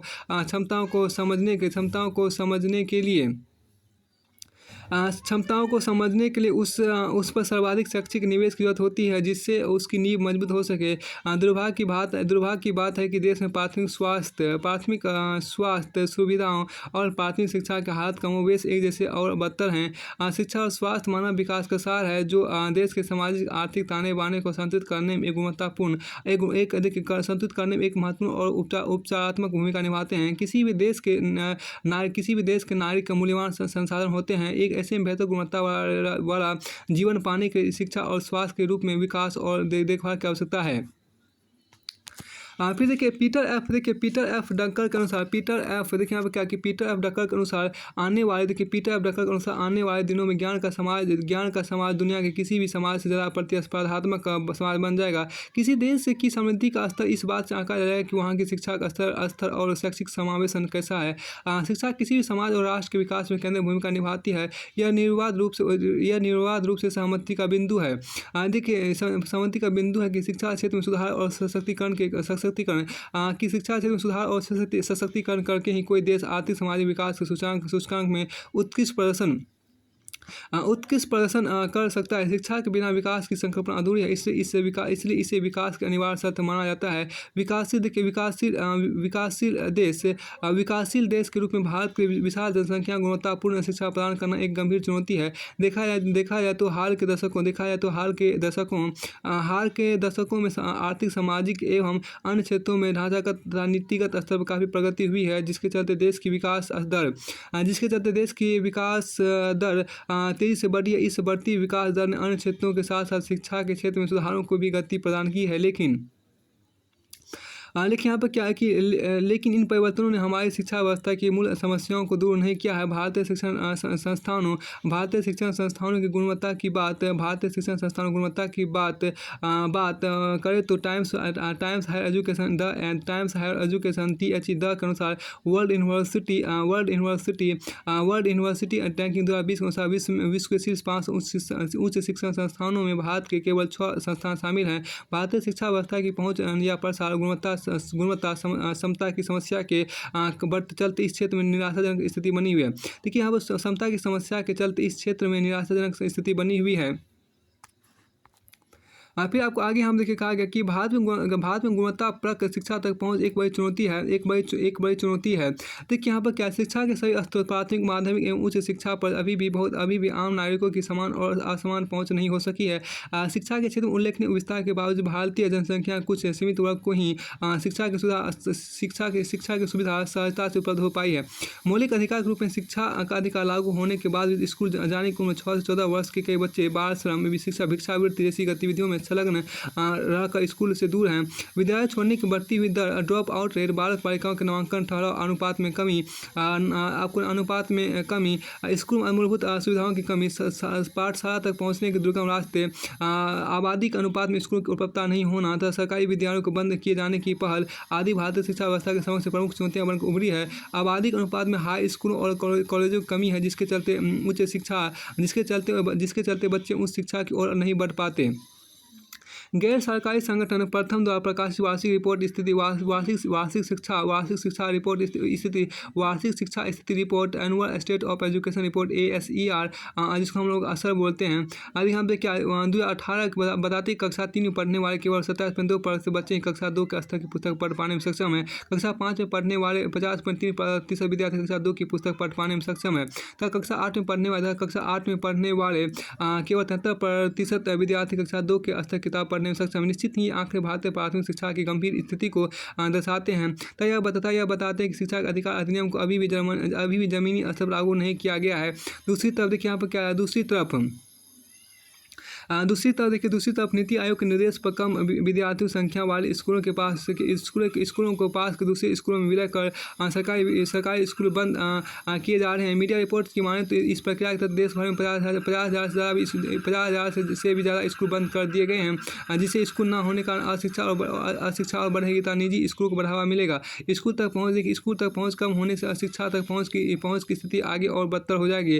भारतीय शिक्षा प्रणाली के समक्ष सबसे बड़ी चुनौती गुणवत्ता की है। शिक्षा प्रणाली पाठ्यक्रमों का निम्न स्तर, पाठ्यक्रमों आपको व्यावहारिकता की कमी, बच्चों के लिए आधारभूत सुविधाओं की कमी, शिक्षक प्रबंधन की कमी, शिक्षक की शिक्षा और प्रशिक्षण का निम्न स्तर, स्कूल प्रशासन और प्रबंधन की कमी, शिक्षा का निम्न स्तर जैसी कई समस्याएं हैं। शिक्षा प्रणाली रोजगारोन्मुखीता शोधपरक होने के बजाय सैद्धांतिक एवं अव्यावहारिक अधिक है। यहाँ सीखने ज़्यादा रटने या याद करने तथा अधिक अंक लाकर अव्वल आने पर ध्यान दिया जाता है। विद्यार्थियों नवाचार को प्रोत्साहन देने के नवीन गतिविधियाँ नहीं की जाती, बल्कि बच्चे अंकों की प्रतिस्पर्धा में उलझे दिखाई देते हैं। अब यहाँ देखिए क्या कि भारतीय शिक्षा प्रणाली के समक्ष एक अन्य बड़ी समस्या क्षमता की भी है। एक बड़ी समस्या आपको क्षमता की भी है। समाज में व्याप्त असमानता का असर प्राथमिक शिक्षा के साथ साथ प्राथमिक सेवाओं पर भी पड़ता है। सामाजिक, आर्थिक, लैंगिक, जातीय, नस्लीय, राजनीतिक एवं सांस्कृतिक असमानताएं गहरे तौर पर देश को प्रभावित करती है। असमानता के चलते ही लड़कियों, अनुसूचित जनजाति, अनुसूचित जनजाति, पिछड़ा वर्ग एवं अल्पसंख्यकों के लिए ये सुविधाएं समान रूप से उपलब्ध नहीं हो पाती। मिड डे मील योजना पर किए गए सर्वेक्षणों में यही बात सामने आई है कि गरीब परिवारों के बच्चे केवल भोजन पाने के लालच में स्कूल जाते हैं, अन्यथा नहीं जाते। देखिए भारतीय शिक्षा व्यवस्था में विद्वान पहुंच, क्षमता और गुणवत्ता जैसी महत्वपूर्ण चुनौतियों के लिए सरकार द्वारा किए गए कई प्रयासों के बाद स्थिति में संतोषजनक सुधार नहीं हो सका है। सरकार द्वारा शिक्षा व्यवस्था में सुधार हेतु गठित की गई TSR सुब्रमण्यम समिति की अनुशंसाओं को अब तक लागू नहीं किया गया है। सेक्टर लगातार शिक्षा बजट में कटौती कर निजीकरण को बढ़ावा दिया जा रहा है। शिक्षा क्षेत्र में सुधार करने के शिक्षा पर सरकारी खर्च को कम करने के बजाय बढ़ाए जाने की जरूरत है। गुणवत्तापूर्ण शिक्षा को बढ़ावा देने के पाठ्यक्रम, अध्ययन प्रणाली, शिक्षक प्रशिक्षण तथा मूल्यांकन व्यवस्था में आमूल परिवर्तन किए जाने की जरूरत है। सुब्रमण्यम समिति ने यह भी अनुशंसा की है कि शिक्षा पर सकल घरेलू उत्पाद का 6% व्यय किया जाना चाहिए, जबकि वर्तमान में यह लगभग 3% है। यही नहीं, शिक्षा क्षेत्र में ढांचागत विकास करने हेतु PPP मॉडल को अपनाया जाना चाहिए। सरकार को समावेशी शिक्षा नीति एवं समावेशी विकास शिक्षा प्रणाली की दिशा में आवश्यक प्रयास करने की बहुत अधिक आवश्यकता है। फिर आपको देखिए यहाँ पर क्या कि स्वास्थ्य सुविधाओं की बात करें तो स्वास्थ्य सुविधा की बात करें तो स्वतंत्रता से पूर्व ही भोरे समिति ने सभी के लिए स्वास्थ्य की सिफारिश की थी। 1958 में AL मुदलियार समिति ने भी स्वास्थ्य सेवाओं के पुनर्गठन एवं जिला अस्पतालों को सुदृढ़ करने का सुझाव दिया था। साथ ही 1978 के आलमाटा सम्मेलन के तहत सबके लिए स्वास्थ्य की कल्पना की गई थी। इस लक्ष्य को ध्यान में रखते हुए सरकारों को कोशिश स्वास्थ्य व्यवस्था में अभूतपूर्व सुधारों की रही है। भारतीय संविधान के अनुच्छेद 27 में राज्य से जन स्वास्थ्य में सुधार हेतु प्रयासों की अपेक्षा की गई है। इसी से निर्देशित होकर देश में सरकारें नागरिकों के स्वास्थ्य एवं सुखी जीवन के लिए सार्वजनिक स्वास्थ्य सुलभ कराने, स्वास्थ्य अवसंरचना सुधारने किफ़ायती और वहनीय स्वास्थ्य सेवा प्रदान करने के लिए अनेक कार्यक्रम एवं योजनाओं का संचालन लंबे समय से करती रही है। इनमें प्रमुख राष्ट्रीय एड्स नियंत्रण कार्यक्रम, राष्ट्रीय कैंसर नियंत्रण कार्यक्रम, राष्ट्रीय ग्रामीण स्वास्थ्य मिशन, राष्ट्रीय शहरी स्वास्थ्य मिशन, प्रधानमंत्री स्वास्थ्य मिशन, प्रधानमंत्री स्वास्थ्य सुरक्षा योजना, मिशन इंद्रधनुष, प्रधानमंत्री राष्ट्रीय डायलिसिस कार्यक्रम, प्रधानमंत्री सुरक्षित मातृत्व अभियान, एकीकृत बाल विकास सेवा, ICDS आदि। साथ ही स्वास्थ्य संबंधी राष्ट्रीय प्राथमिकताओं के मद्देनजर सकारात्मक रोगों, कुपोषण, परिवार कल्याण, जनसंख्या वृद्धि नियंत्रण, नए प्रकार के टीकों के अनुसंधान को प्रोत्साहन देना भी सरकारों के उद्देश्य में शामिल रहा है। 11वीं और 12वीं पंचवर्षीय योजनाओं में स्वास्थ्य क्षेत्र के लिए संसाधनों में वृद्धि की आवश्यकताओं पर बल दिया गया है।